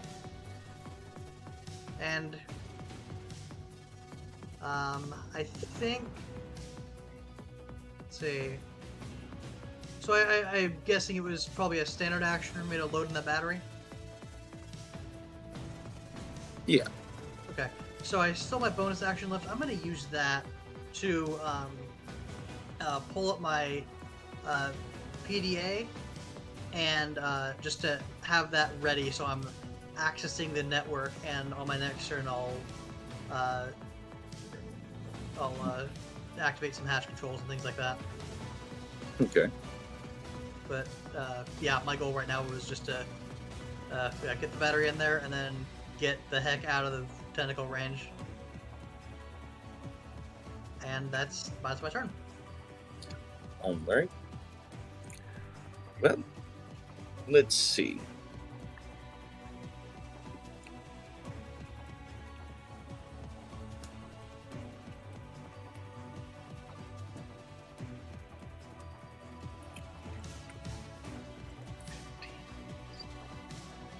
Okay, them with the tentacles flinging all around and just kind of erratically hitting stuff.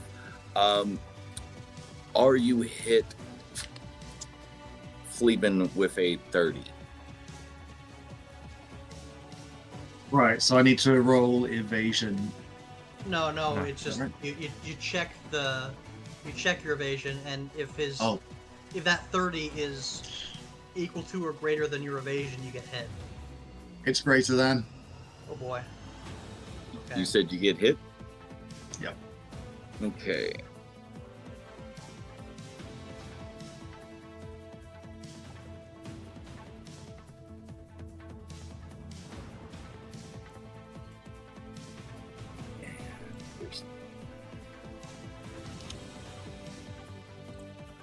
Okay, so you will take 4 bludgeoning damage, but also 2 acidic damage, dropping your armor by 1 rating.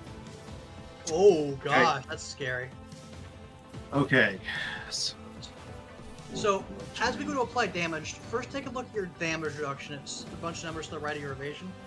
So that bludgeoning is that B there, so that was 4 bludgeoning damage. So just reduce that by whatever your bludgeoning resistance is. Okay. Oh, great. Yep. So that'll Okay. be 2. And then the acid is A. Okay. Oh, great. Yeah, I'm fine with acid. Then. Okay, so that's just 2. Ooh. Okay. So just so I'm following along here, Eternal GM, you said it reduces his armor. How do you want to handle this? Didn't you say that there was like an armor point thing that was basically a damage reduction or something that's minusing 1 from that? Okay, so I think what this means then is after we've applied that damage, the damage reduction of your armor I think is going to decrease. And if I'm understanding correctly, go ahead and decrease the damage reduction for all damage types of your armor by 1. Right. Okay. If you do want to like write the number down on your character sheet, there is a row of miscellaneous boxes there just below the damage reduction that you can type in. Yeah. So you can put like minus 1 in each of those if you want, and it'll auto apply. Yeah. Okay. That sounds like a good plan. Oh dear. Am I? Okay. So once I'm hit, do I get flung around at all, or am I able to stay where I am? I would feel that it'd be necessary to do a check to say that you are still clinging on up there. Yeah. Okay. That sounds fair. So, what would that be then? So a strength check, probably. Probably. Do you want to have him do like athletics or something of that nature? I think either one could be fine. I could see him like getting hit and rotating around with acrobatics, or just holding on for dear life with strength. Okay. Yeah. I'm gonna do acrobatics. Makes sense. Okay. That is dirty 20. 30-20, you barely are able to hold on. Ooh, that must have been a hard hit. Yeah, I'm picturing he manages to hold on with a single tentacle and then kind of pulls himself back up. I'm just glad your character didn't go down from that hit. Hmm. All right. Let's see. I think we are back on Blaze, but let me run to the restroom really quickly. All right, then I'll also I've got the grenade damage ready, but okay. I guess you two can say keep everybody entertained. I'll be back. I'll be quick. He's so excited to roll that grenade damage. Yeah, you can tell. I mean, I think it's like 46 on the Frag grenade. Oh yeah. I see why you're so excited. It's lots of numbers. Yeah. It's slashing damage too, which might really hurt this thing. So I guess we'll see though. Hopefully it doesn't just absorb it like Jello, but we'll get there when we get there. At least we know it bleeds. That's good. Yeah, and I'm just worried shooting it too much will just dissolve everything around it as well. Oh, right, with the blood. I didn't think about that. Yeah. Oh boy. Yeah, this is. It's a scary enemy. Spicy.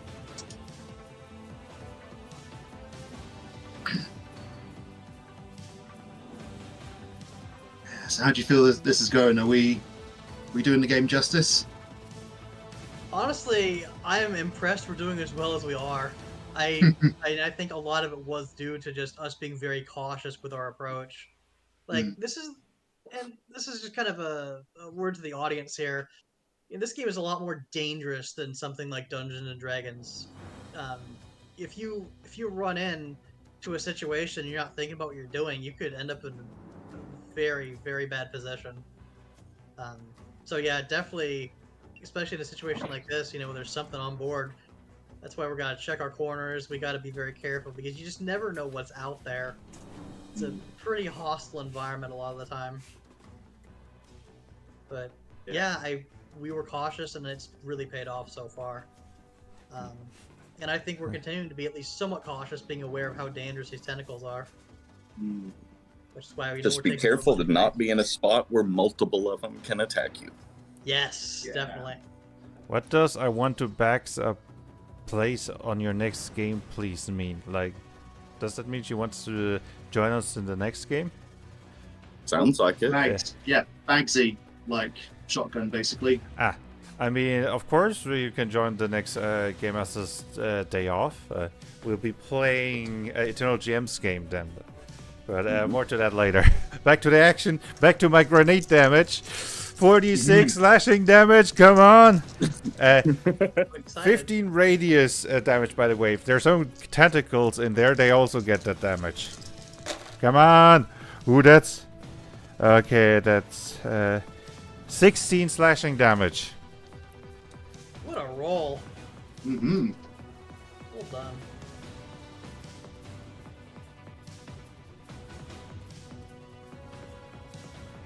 Chill Jimmy there?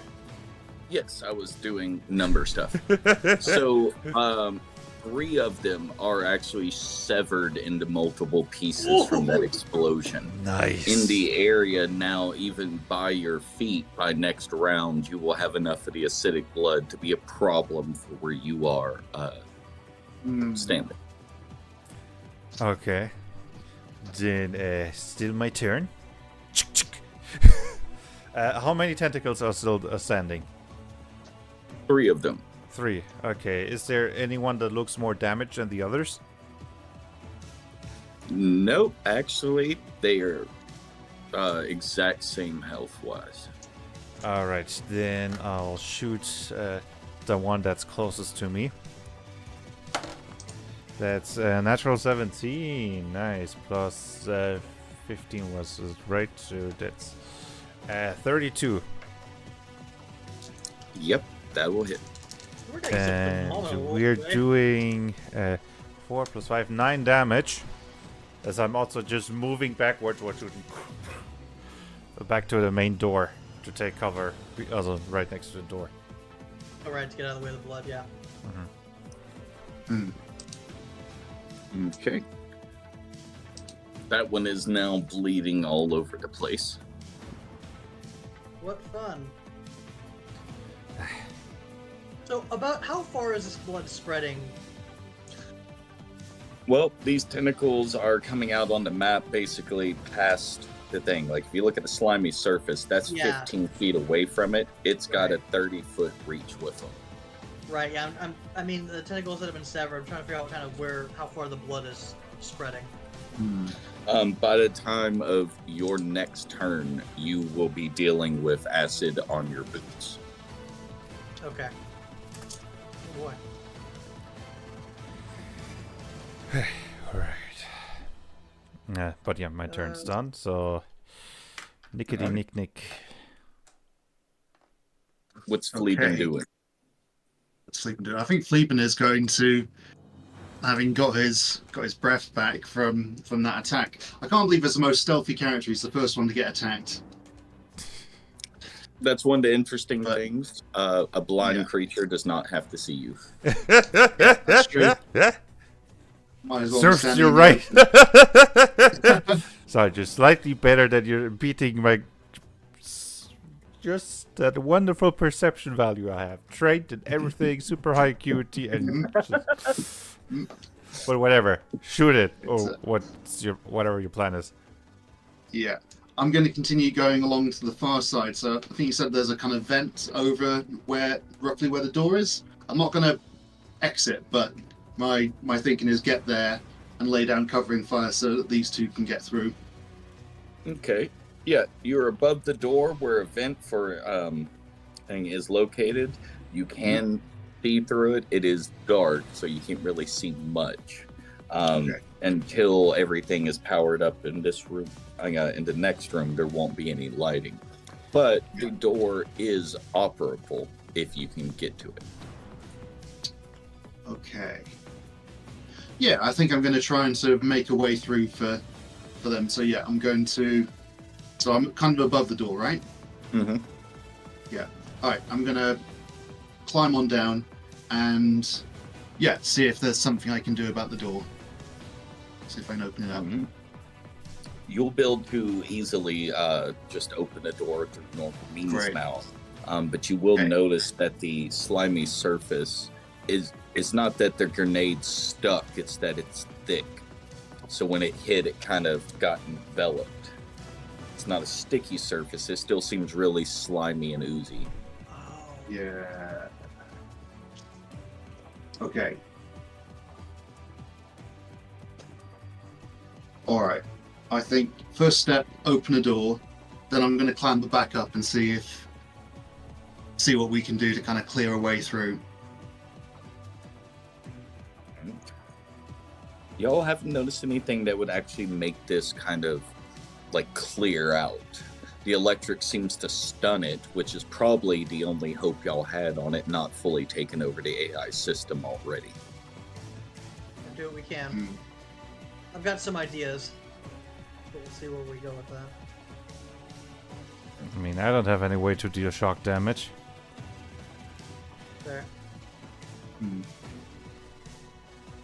So you just want to be prepped right there and waiting for something to happen, kind of prepped action like. Yeah, that's right. So, where's your character exactly? So on the far side of the room, over by the door. Is he like over the slimy surface? Oh no. Yeah, if he was to fall, he would have some issues. I'm more concerned about what might happen if that door opens. Let's just hope there isn't a vacuum on the other side, for his sake. Oh. Yeah, remember my character was just trying to suck the entity through the door. Oh, yeah. Now that's not the door he's talking about. The landing zone rectangle thing, if you see the big black lines, that's the actual edge of the big loading bay door. So if that opens, if y'all are in the room, it could be a problem. Oh, for sure, yeah. Okay. Yeah. Okay. So, oh, is it my turn or is it? I think you said your turn was done, right, Flip? Yeah, that's right. Okay. So now that I'm getting a good look at the entity here, so you mentioned that it was. Okay, let's go back to where those tendrils were sort of like reaching. Not its big tentacles, I think, but the ones that were like reaching into like the power. Okay. Okay. What about him? What's the nearest, I guess like machine component or like ship component, along that, electrical line? If you had to make a judgment call on what these things are actually going at, it's the central power and communication lines that run through the center of the spine of the ship. Okay. It doesn't seem to be paying much attention to the outer hull or any of the rooms directly. It's trying to go at the central connections. Okay. So here's what I know here. I know that. So I know that we have the bridge at one end. And I know that the electrical energy is created through the action of the engines themselves through a generator functionally. That's at the rear of the ship. So logically, these tentacles are reaching down that main line. So, what I'm going to do is I'm going to, let's see, this is a bit of a risk, but I'm going to hack into the, I don't know what you call it, hack. I'm going to, from my PDA, and through the ship's network, remotely, I'm going to access the bridge computers. Hmm. And I'd like to have them send a signal to draw as much power from other systems as they safely can to the front of the ship. My goal being to run a huge surge of electricity through that's going to hit these tendrils from the entity, and it's gonna shock the heck out of it. Okay. Well, go ahead and attempt your check. Okay, what would you like me to roll? What would be the hack check? That is that's a good question here. So I have access to the computer, so that's not necessarily a problem. Would you like me to make like a knowledge electronics check to see if I can finagle the thing into doing it? Okay. Let's roll that. My goodness, how are these rolls so good? I'm not complaining. I don't wow. know. I'm sitting here going like, Jesus, we wrote down like 20, 25, and 23 is the checks for y'all to pass. And I'm like, yeah. Whatever. I mean, we do have some high Supposed to be modifiers. harder to hit. No. The die rolls are phenomenal. Yeah, y'all. You know what? Y'all have been Maybe rolling. the game's going easy on us because it's our first time. Or the Hi, dice dodge I'm save your for tutorial getting eldritch food. monster. I hope you're having a nice day. So that's a 34 on my knowledge electronics. Yeah, you're able to do that. Alright. How much... Would you like me to roll some kind of damage, or how do you want to handle this? So the tentacles would be the things that take the damage. The central base is actually built for dealing with electric. So you were going to stun the tentacles that it's reaching in, because that's its central core reaching out to absorb. Okay. You're not actually damaging those, but you have stunned the whole operation of this creature for a turn. Awesome. So we are, if nothing else, I've greatly delayed its progress at trying to take this thing over. Is what I'm getting out of this. Nice.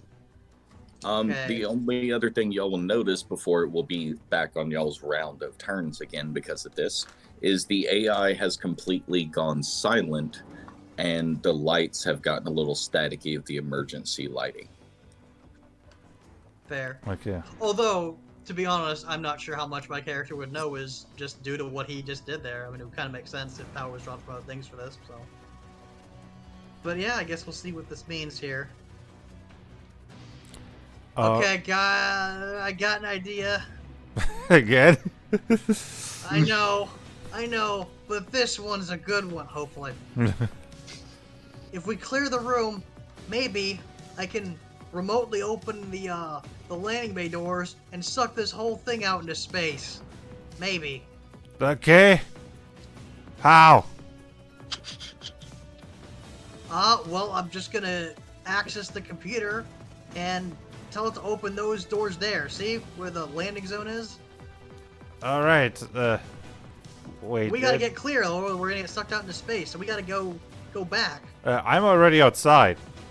Okay, all right. Let me start heading just, through. You know, the jellyfish in the corner must be. Hey, Blaze, we don't know anything about a jellyfish. What are you talking about? I mean, he's been active. Didn't you shoot once? Or okay, whatever. I'm not sure he's done anything because to notice him, but I could be wrong. Anyway, I've been doing my some stealthy shooting. Yeah. all right. So how I figure I'm gonna do this is I gotta balance it between not metagaming but also not being a total dick and end up killing a party member.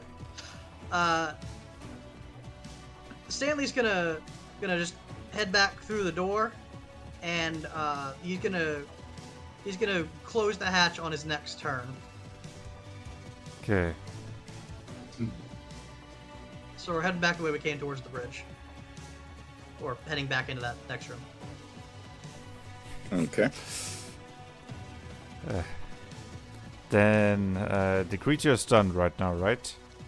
Mm-hmm. So it's You'll my have turn one free again. turn. So I'll try to buy as much time as I can shooting the tentacle that I shot before. It's what? It's not like I can I'm just do. laughing. What? What? I'm just laughing. It's like I'm gonna shoot the dead tentacle. Wait. Oh, it's already dead. I thought it was still alive. Okay, never mind. Well, you got 3 of them that are alive. You just said the dead tentacles. And I was like, Okay, whatever. So, is there an injured tentacle or not? yes, there are 3 of them. One more damage than the other 2. Okay, I'm shooting the damaged one. All right. That's 21. Wow. Okay, y'all's first miss. Dang it! Oh, Just ah! All right. Don't forget to remove me ammo. I guess that's my turn. I'm outside already, and Mm-hmm. All right.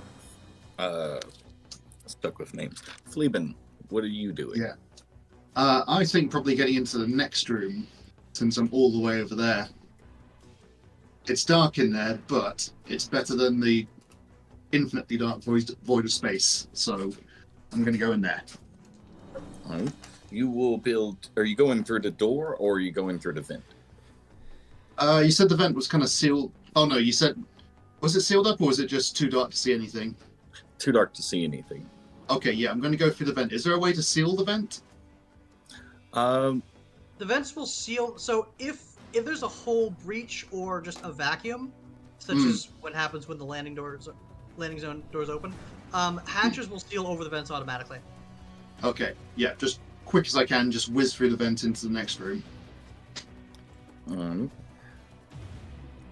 It is extremely dark, but with some of the lighting coming in, you can kind of see basic shapes, and everything doesn't look messed up, basically. so you go in and you see 30 tentacles.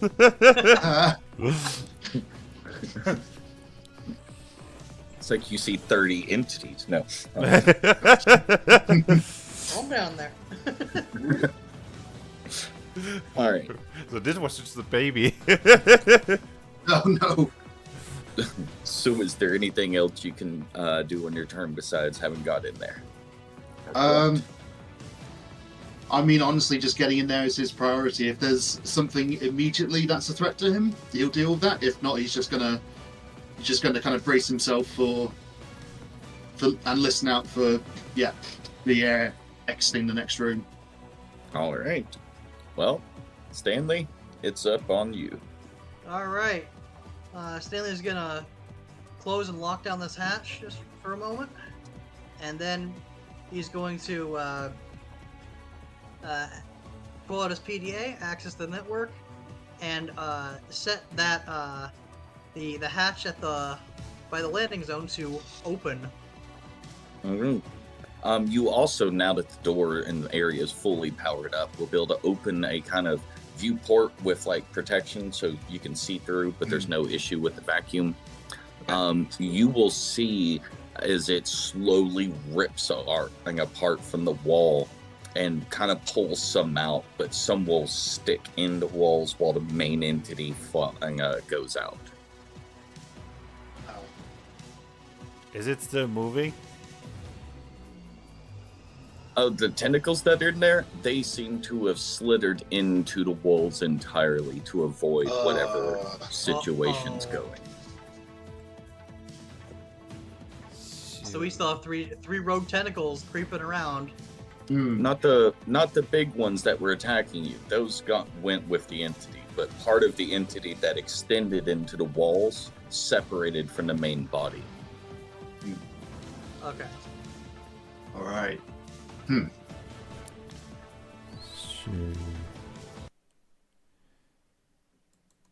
I'm just going to switch off the combat music, I guess, right?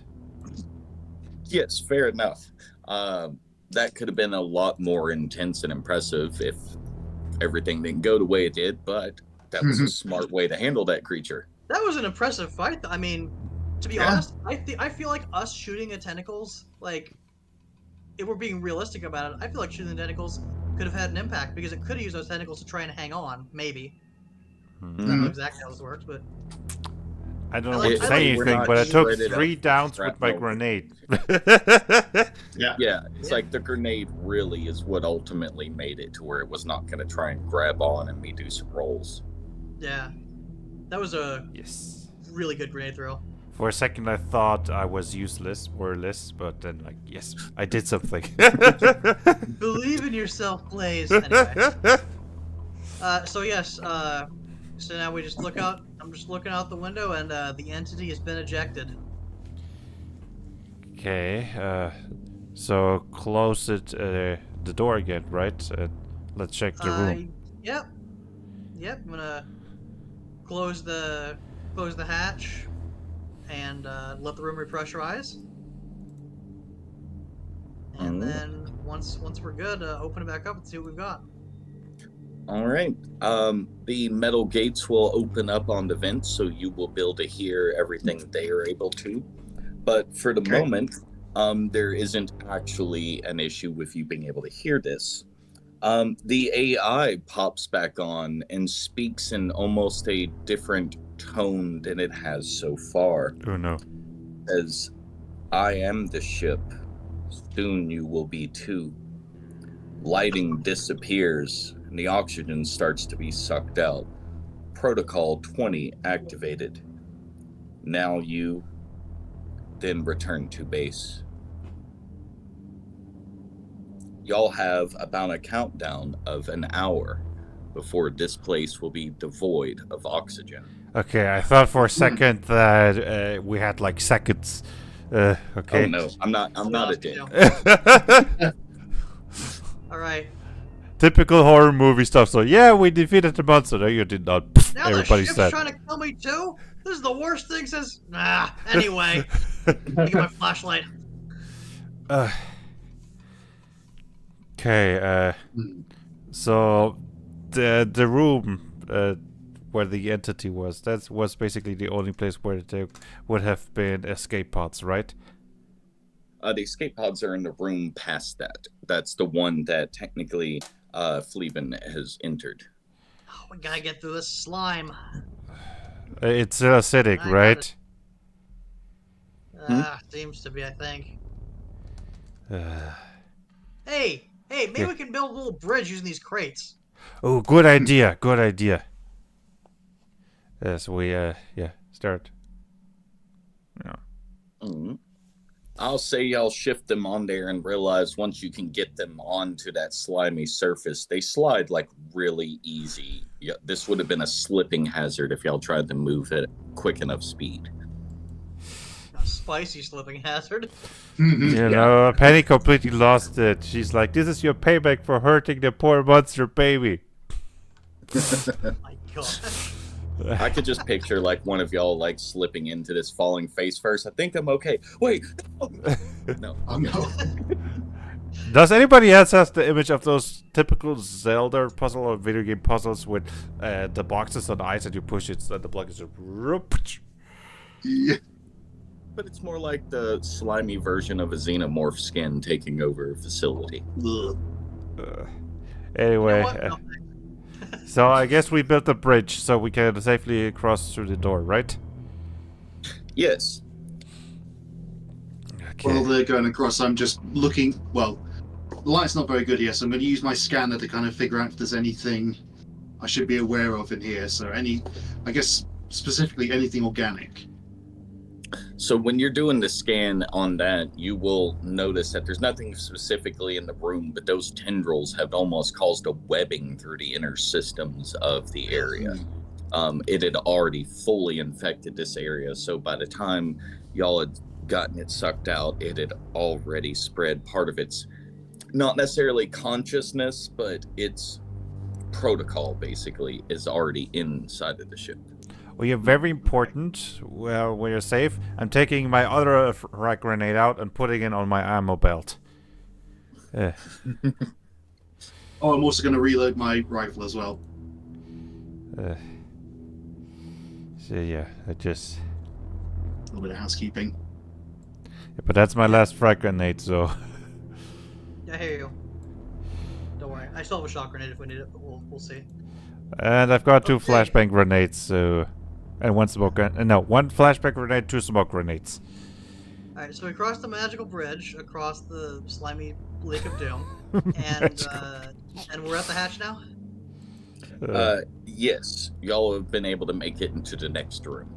Okay, cool. So we've got open the hatch, we've gone through, and tell us about this next room. This next room needs to be powered up. This is the room based off of the map where the escape pods would be located. Got it, cool. And I still have that last battery with me that I've dragged along, so I'm gonna use my flashlight and go find a spot to plug that in. Right? It won't be a problem for you to figure out where to plug that one in.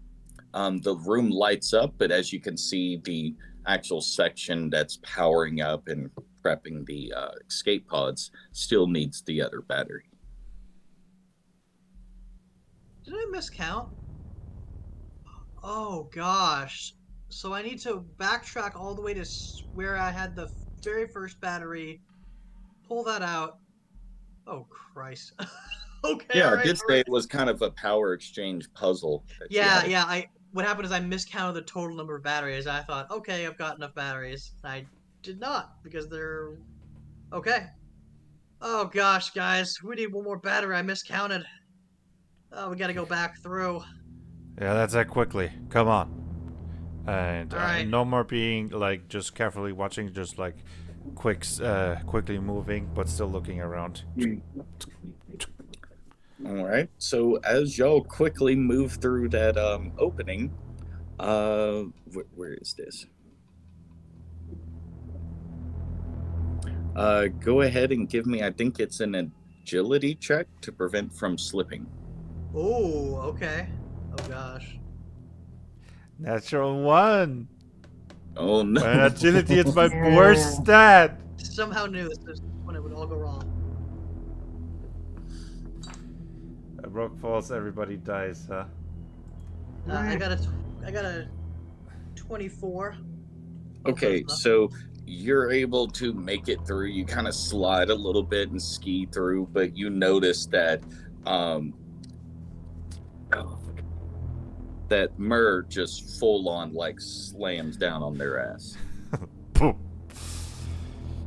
Dang, damn it! And you just, in a movie, you would just be hearing beeps as he's just throwing out all sort of mammon slurs and swear words. Can I try to get up again? Yes, you would not have a problem being able to get up. You would have your hands coated and your backside coated in this weird gooey substance. How does it smell?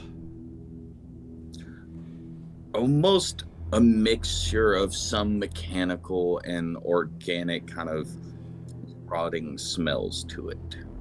Yeah.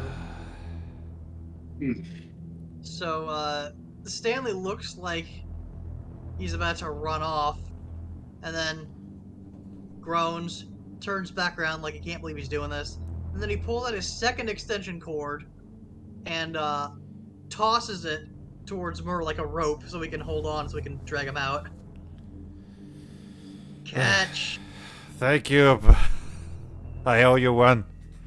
All right, get over here. Now I'm just pulling on the extension cord to drag him out of this puddle. Do I make like an athletic checks to get out, or is it just auto success? If anyone Yeah, I'm just roll, I saying think it'd be auto me, success. but- You okay. got Okay. you got him helping you and everything like Yeah. that. So no contestment. This stuff better not be toxic. Now it probably is. Wipe your hands on something, and not me. Is there like anything around where I could at least somewhat wipe myself? You could walk over to the crates that have been knocked over and try and wipe it off on them. You're muted, Nick. Cleveland throws down a towel from the ceiling. Whoa, where'd that come from? Yeah, I just look up and like, come on, he just threw. I'm seeing him now, right? Like, I think at this point you should be able to see him. he just We've gone 2/3. gets his assault rifle ready, but he doesn't shoot yet. Tentacles, but no, you are Zori. They're called Zori, right? Or how are they called? They're called Zoom. Zoom, sorry, Zoom. Who are you? What are you doing here? And Of he course looks at there the was a towel, Zoom just- here. just carefully grabbing the towel and just still holding the gun with one hand. Yeah. What are you? Who are you? Is this your doing? No, not me. Yep, just trying to help. Ah, Okay. Not Alright, supposed guys. to see me. well, we see you. If you want to live, Uh, come with us here, because we gotta deal with this before the computer sucks all the air out. I don't want to die. Dying is for scrubs. What he said. okay. Okay. Well, afterwards, can you pretend you didn't see me? Because this could be bad for me. You know what? Whatever. I don't care. I just want to live. Okay. Yeah, me too. Fine. Okay, so It's just getting all the slime off as best as he can. He probably still has a bit of slime left on him, right? I think a towel. Oh, But well. the towel is probably just full with gunk, right? And he's like, thing that I'm not seeing, do you want your towel back? no, I'm good. Okay, then he just throws it on the ground. I don't have So, anything to so light it up, do I? Not really. I mean, my character still has his flashlight, so Stanley's kind of lighting the way for them. No, I mean like burning the towel. Oh, no, not that I can think of. Okay, probably best. Who knows? Maybe it explodes or just sucks out the oxygen faster. Okay, let's keep moving. Okay. All right, and now so that we're- Cleveland's on the ground, I think he's going to kind of go into a kind of a bit of a trot, but with like multiple limbs. Yeah, just creeping over the ground. Yep, sounds about right. Yep. Alright. Everything will seem fine. There doesn't seem to be anything that has changed or really been affected, except it continues to repeat the same protocols the now entity in charge of the AI has established. Where were you ultimately trying to go back to? The workshop? Yeah, I think where we had the one of the batteries. Okay.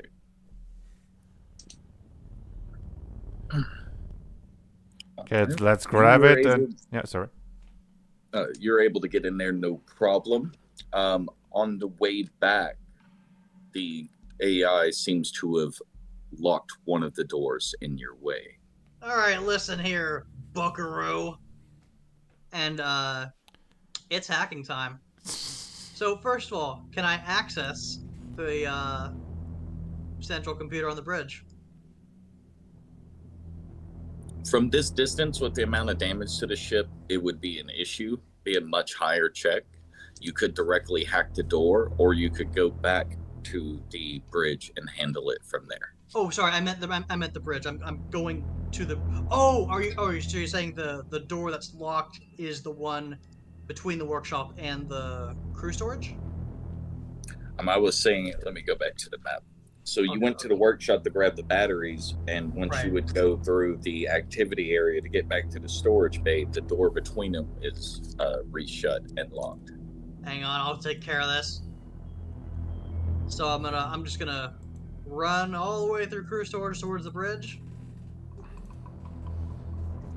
Time to take a personal hand in this. All right, so can I make it to the bridge? Mm-hmm. Okay. I'm gonna try and get directly into that central computer there. All right. And what do I see here? First of all, am I able to, like, do anything in the central computer? Or am I Well, locked the out or central something? computer still has the battery. And well, this room has the battery tied to it, so everything's still powered up. Got it. At this point, you would still see the file 21 information opened up on the main console. Hang on. Let's mess with this here. Okay. So, let's see here. I think this is the part where I have my own little battle with the AI, I guess. Okay, so presumably the this file 21, or this whatever this protocol is here, there must be a file on this computer that's controlling that. And I'm gonna try and find it and either modify it or delete it so it isn't basically taking over the computer anymore. File 21 was just the information for the what y'all had to do upon waking up. Okay. What but you're still, referring to is Protocol 19 and 20. Protocol 19 is a ship kind of decontamination. All oxygen will be removed, and then other gases will be pushed through if that process completes to kill off any infections and various other things. Currently, y'all are being looked at as the infection. Protocol 20 is in case of emergencies, reboot power, separate it to keep crew alive, and head back to home. Y'all all realize if this makes it back to the home base, this will just spread. Right. Okay. So I need to disable that last protocol. Okay. So how do we want to go about this? So I have a few, depending on how technical you want to get with this, I've got a few things. Um, I can look at the actual files on here and write a script to try and mess with them. We could keep this to a simple, like, knowledge electronics check. We could do kind of any number of things here. Well, let's have you write the script because you prepared that a while ago. Well, I prepared a, yeah, oh yeah. The thing is, the script I prepared there is actually, oh. I wonder if that, hang on. Just thinking here. If the script I wrote would be still useful here, because the script I wrote tells it to depower everything, send power to one location, and then return power to normal.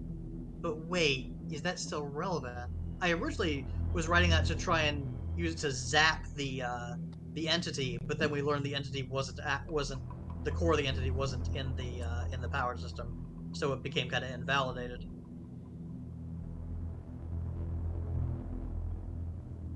Are you suggesting that this script might still be useful? If you can. I don't actually remember exactly what it was you set up, nor do I know that ability by heart. Oh, you're good. Okay. Tell you what, if you don't mind, I'd like to try and look into kind of where the computer's code or wherever else this protocol is, because I want to interact with it. This would be, I think, Protocol 21, would it be? The one that tells it to return to home. That's 20. Okay, 20. Okay. What I want to do is I want to give it an order to turn that off.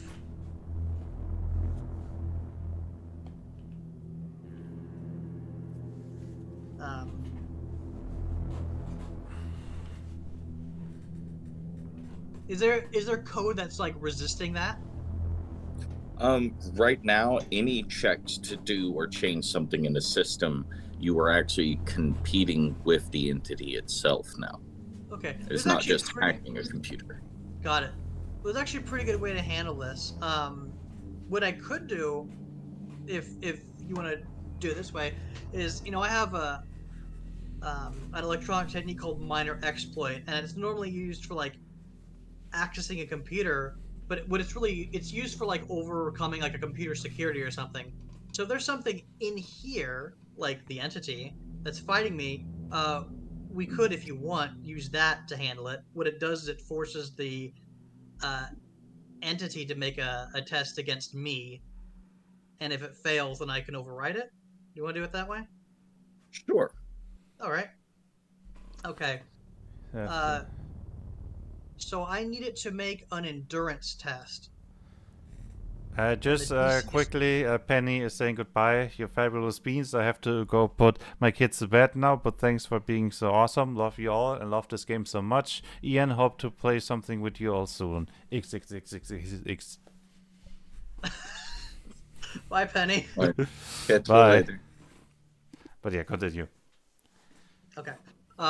So it needs to make an endurance test, and the DC is 25. Okay.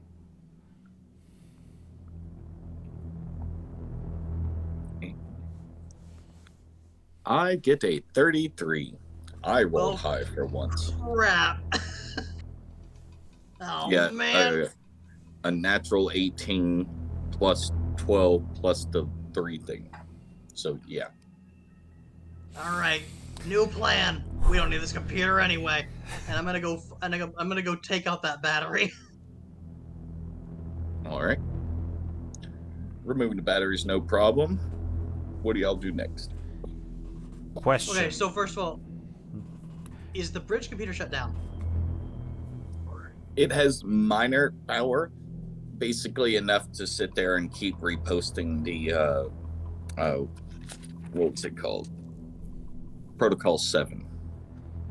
It's Question. basically the emergency one that's alerting all Yeah. available crew. Could we like open up the computer part? Me just putting in my frag grenade, closing it up, and running out of the room. I mean, you can. Of course, I talk to. Can we like? Okay, you can't hack it, but can we just blow up the computer and get out of here with the escape pods? That's kind of what I was thinking.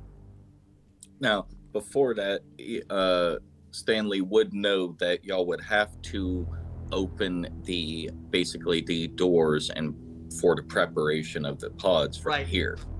Fortunately, Mm. well, the thing is, the pods, and you know what? I apologize. You're the GM here. Okay.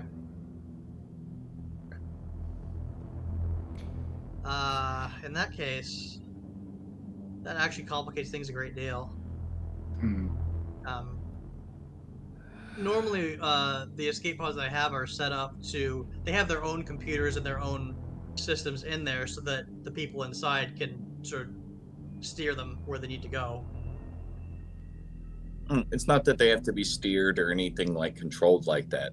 It's that right now, since Emergency Protocol 7 has been input, most of the control of certain things like that has been reverted here. So once y'all hit the go for we are abandoning ship, the locks pop open. Y'all have power to those. Y'all can go. Okay. Can we like blow up an engine just before jumping in or something? Or blow up an Blow up engine an right engine? now, right? We don't need an engine for the escape pods to work. You really like blowing things up, don't you? Sorry for not being a fancy tech guy, alright? I've got a gun and I got grenades. That's my thing. I just don't want to get blown up in the process, you crazy guy. You want this to infect something else? No, I don't. That's why I'm trying to shut it down so it stops trying to return us to home. Yeah, well, apparently you didn't work, right? So I'm offering Right. alternative solutions. All right. Yeah, fine. Hey, I got an idea. Let's make sure we don't get caught in the explosion, yeah? Yeah. Alright, here's my thought. Let's get to the engines. We'll power down the engines manually from there. And then we can cut the cables so they can't be repowered. That works. I was about to ask what's stopping it from turning it on again, but yeah, that works. All right. So within the workshop area, y'all will have a staircase or elevator going down into the engine area. I'm gonna take the staircase, just FYI. I don't want this computer locking me Yeah, in the yeah. elevator. Yep, same. Good point. Could use a bit of cardio anyway. Alright, let's keep going. We're on a time limit here. This air's getting thinner by the second. Mm-hmm. All right. Into the engine rooms, everything is depowered down minorly. It's got the emergency lighting stage up, but you can easily see where everything is. Towards one wall, you can see that where it was kind of towards where the entity was, you see some of that black ooze on the wall covering, starting to take over this room. Alright. Let's see. I'd like to try something. I'd like to try and do a soul tag. So, Ooh, basically, that's a great idea. yes, it allows me to basically tag a creature which I can know the exact location of. So, what I'm thinking is this: if this is a big interconnected creature, if I can see a bit of it and tag it, I can then see the rest of it. That's if it's all classed as one connected being. And if it's still alive, yeah. Yeah. So once you have this activated, you'll see that from the area at which the original entity is, all those tendrils that were going through the walls are literally leaking through everywhere. When y'all heard those sucking sounds coming this way, that was it moving further. It's a connected, almost webbing that looks like it had done most of the job of taking over the ship. Where you see the black ooze, it's kind of an excretion from it, but it's also connected in a way to where it can, by the tentacles rubbing on over it, it's absorbing what the acid layer is actually breaking down. So you can tell that in certain places where there should be ship, it has been completely replaced by this entity. Oh boy. Yeah. Oh boy. That's a spicy meatball. Yeah. Okay. Stop making me hungry.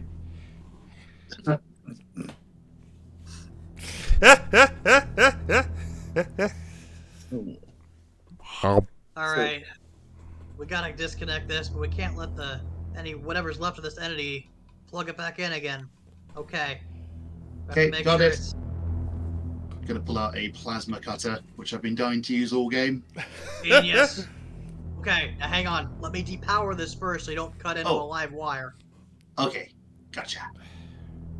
Okay, so Stanley's gonna go over to the engines and manually shut each one down, using the physical levers and things on them. Nothing would have enough resistance for you to actually, do a check. So that just auto happens. Okay, cool. All right, so once these things are shut down, all right, do your thing. I need to roll for that, or can I just do it? You can just do that. Cool. Right. Sorry, you didn't hit the wire's agility. You dodged out of the way. Oh, sorry. That. Oh, missed. Fallout 1 logic. As you do that, I take out my dagger and just cut it in multiple places and try to rip out as much as I can. Yeah, let's cut out some whole sections of this if we can and toss them aside. Get them out of here. Better make sure that it doesn't activate some kind of drone or gets another tentacle and makes any repairs. Yep. Hey, why don't you take that plasma cutter and kind of sear the ends of this too? Just get them all, melt these wires together too, on the cables. Ah, yes, the like ends of the cable, cauterizing. yeah. Yes, Basically, I can yeah. do that. Yeah, so just gonna heat the ends and just try and sort of solder the wires together so that they can't be more difficult to reconnect them. And I just continue making as much damage as possible while he is Yep. rising those. All right. The I don't know which one of y'all's little PDAs would have the info, but one of y'all is bound to have written down kind of like a timer to keep track of the oxygen. Oh yeah, I got it. So it's gotten down to 30 minutes remaining. Okay, guys, we got only 30 minutes left. Let's get out of here. I agree. Okay. Yeah. Y'all are able to make it. Yeah, so we got to head all the way back, I guess. Yeah, y'all make it all the way back. You've got the second battery. Y'all plug them up. Takes about, 6-8 minutes for them to charge up. And y'all are able to go ahead and get in them. Is there any complications with y'all all fitting in one of them? No. So a standard escape pod does hold 4 people. Okay. I'm not So that y'all fat. It's normal, natural blubber, all right? So I got a question for you. what you got? Is there more than one escape pod here? There's 3. Excellent. Okay. All right, guys. I got a plan to make sure this stuff never gets fixed. And then what I'm gonna do is remember those let's see. You remember those little router things I made earlier? Yeah. I think so. I'm gonna put one in there, and I have a couple of actually really big batteries, battery C's, in my inventory. So, just to give this thing enough power for several minutes of operation. So I'm gonna connect the battery C to the range extender and put the range extender inside the second escape pod, and then I'm going to turn the second computer, or the second escape pod's computer on. Then I'm going to get back in the first escape pod with the others. Okay, here's the plan. I'm going to remote pilot the second escape pod and drive it straight into the bridge. Take out the central computer, nothing will ever fix that. Excellent. Let's do this. All right. Well, this has been great and all, guys. Really nice meeting you. But is it all right if I take the third escape pod? Just really shouldn't be interact. You do you, buddy. Okay. I stick with the tech guy. Thank you very much. All right. I've got this feature that's poison touch. So I'm gonna kind of put on a glove and kind of shake their hands. Don't poison this. Oh God, he stung me. Okay. All right. That's I take the hand. It's just like, all right, weird thingy make a ding. Yeah. Good luck. Good luck out there. all right. So I'm assuming that at this point y'all lift off. You start driving that other one into it, and to handle onto the bridge. Fleepin, as you are going off, you still have your soul tap kind of activated. And since this is the same creature, not only can you see it left in the ship, but you can see that the part of it that y'all sucked out of the ship kind of grouped in, but is still fully alive. Oh, no. So it is just passing around in space somewhere. And as y'all two are heading off, you hit the bridge and destroy it.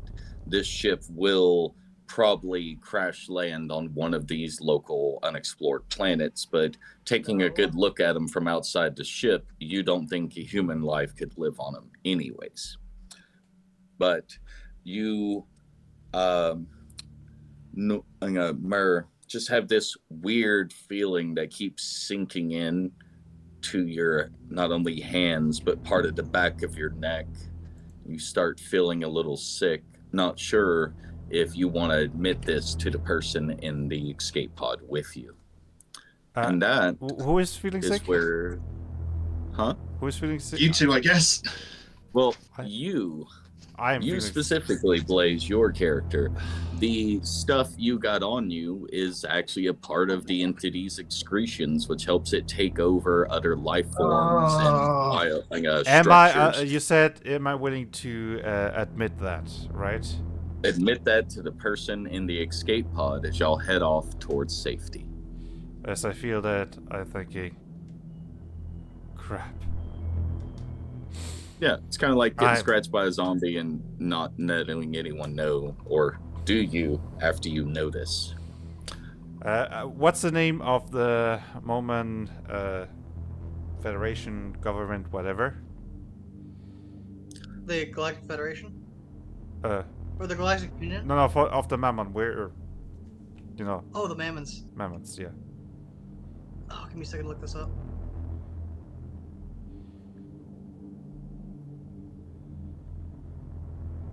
Oh, where is it? It's called the United Enterprise. Yeah. He just, as he noticed that, it's just for the United Enterprise. I picked my frag grenade, activated, and swallowed it into my stomach patch. Which. Goodbye. Burn whatever is left of me. And now is the Poor question: What? is my body and armor enough to contain the explosion? Or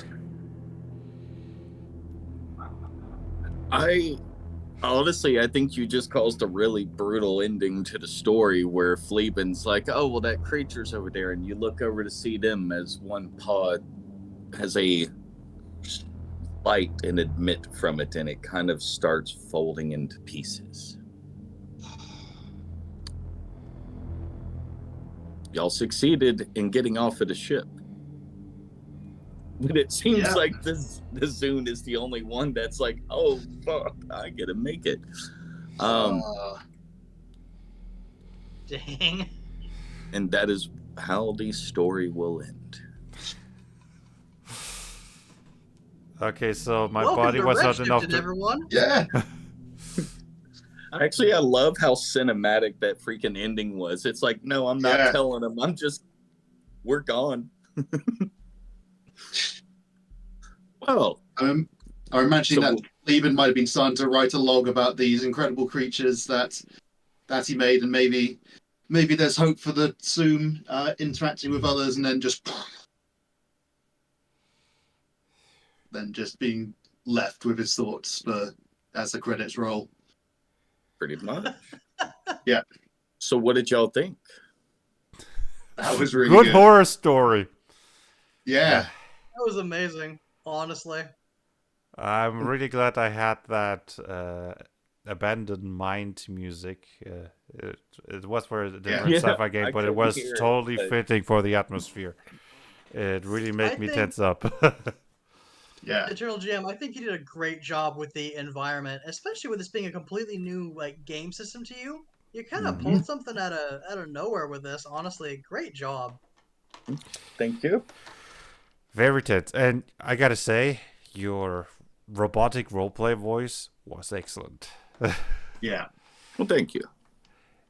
Anyway, The- I think we're that's it for the stream, right? So thank you, Before we everybody. head out, What? Before we head out, I want to say one thing to the audience here is that following our playtest here, I'm going to be making a couple of updates to Redshifted, just kind of cleaning up a few mechanics based on things that happen here to streamline it a bit more.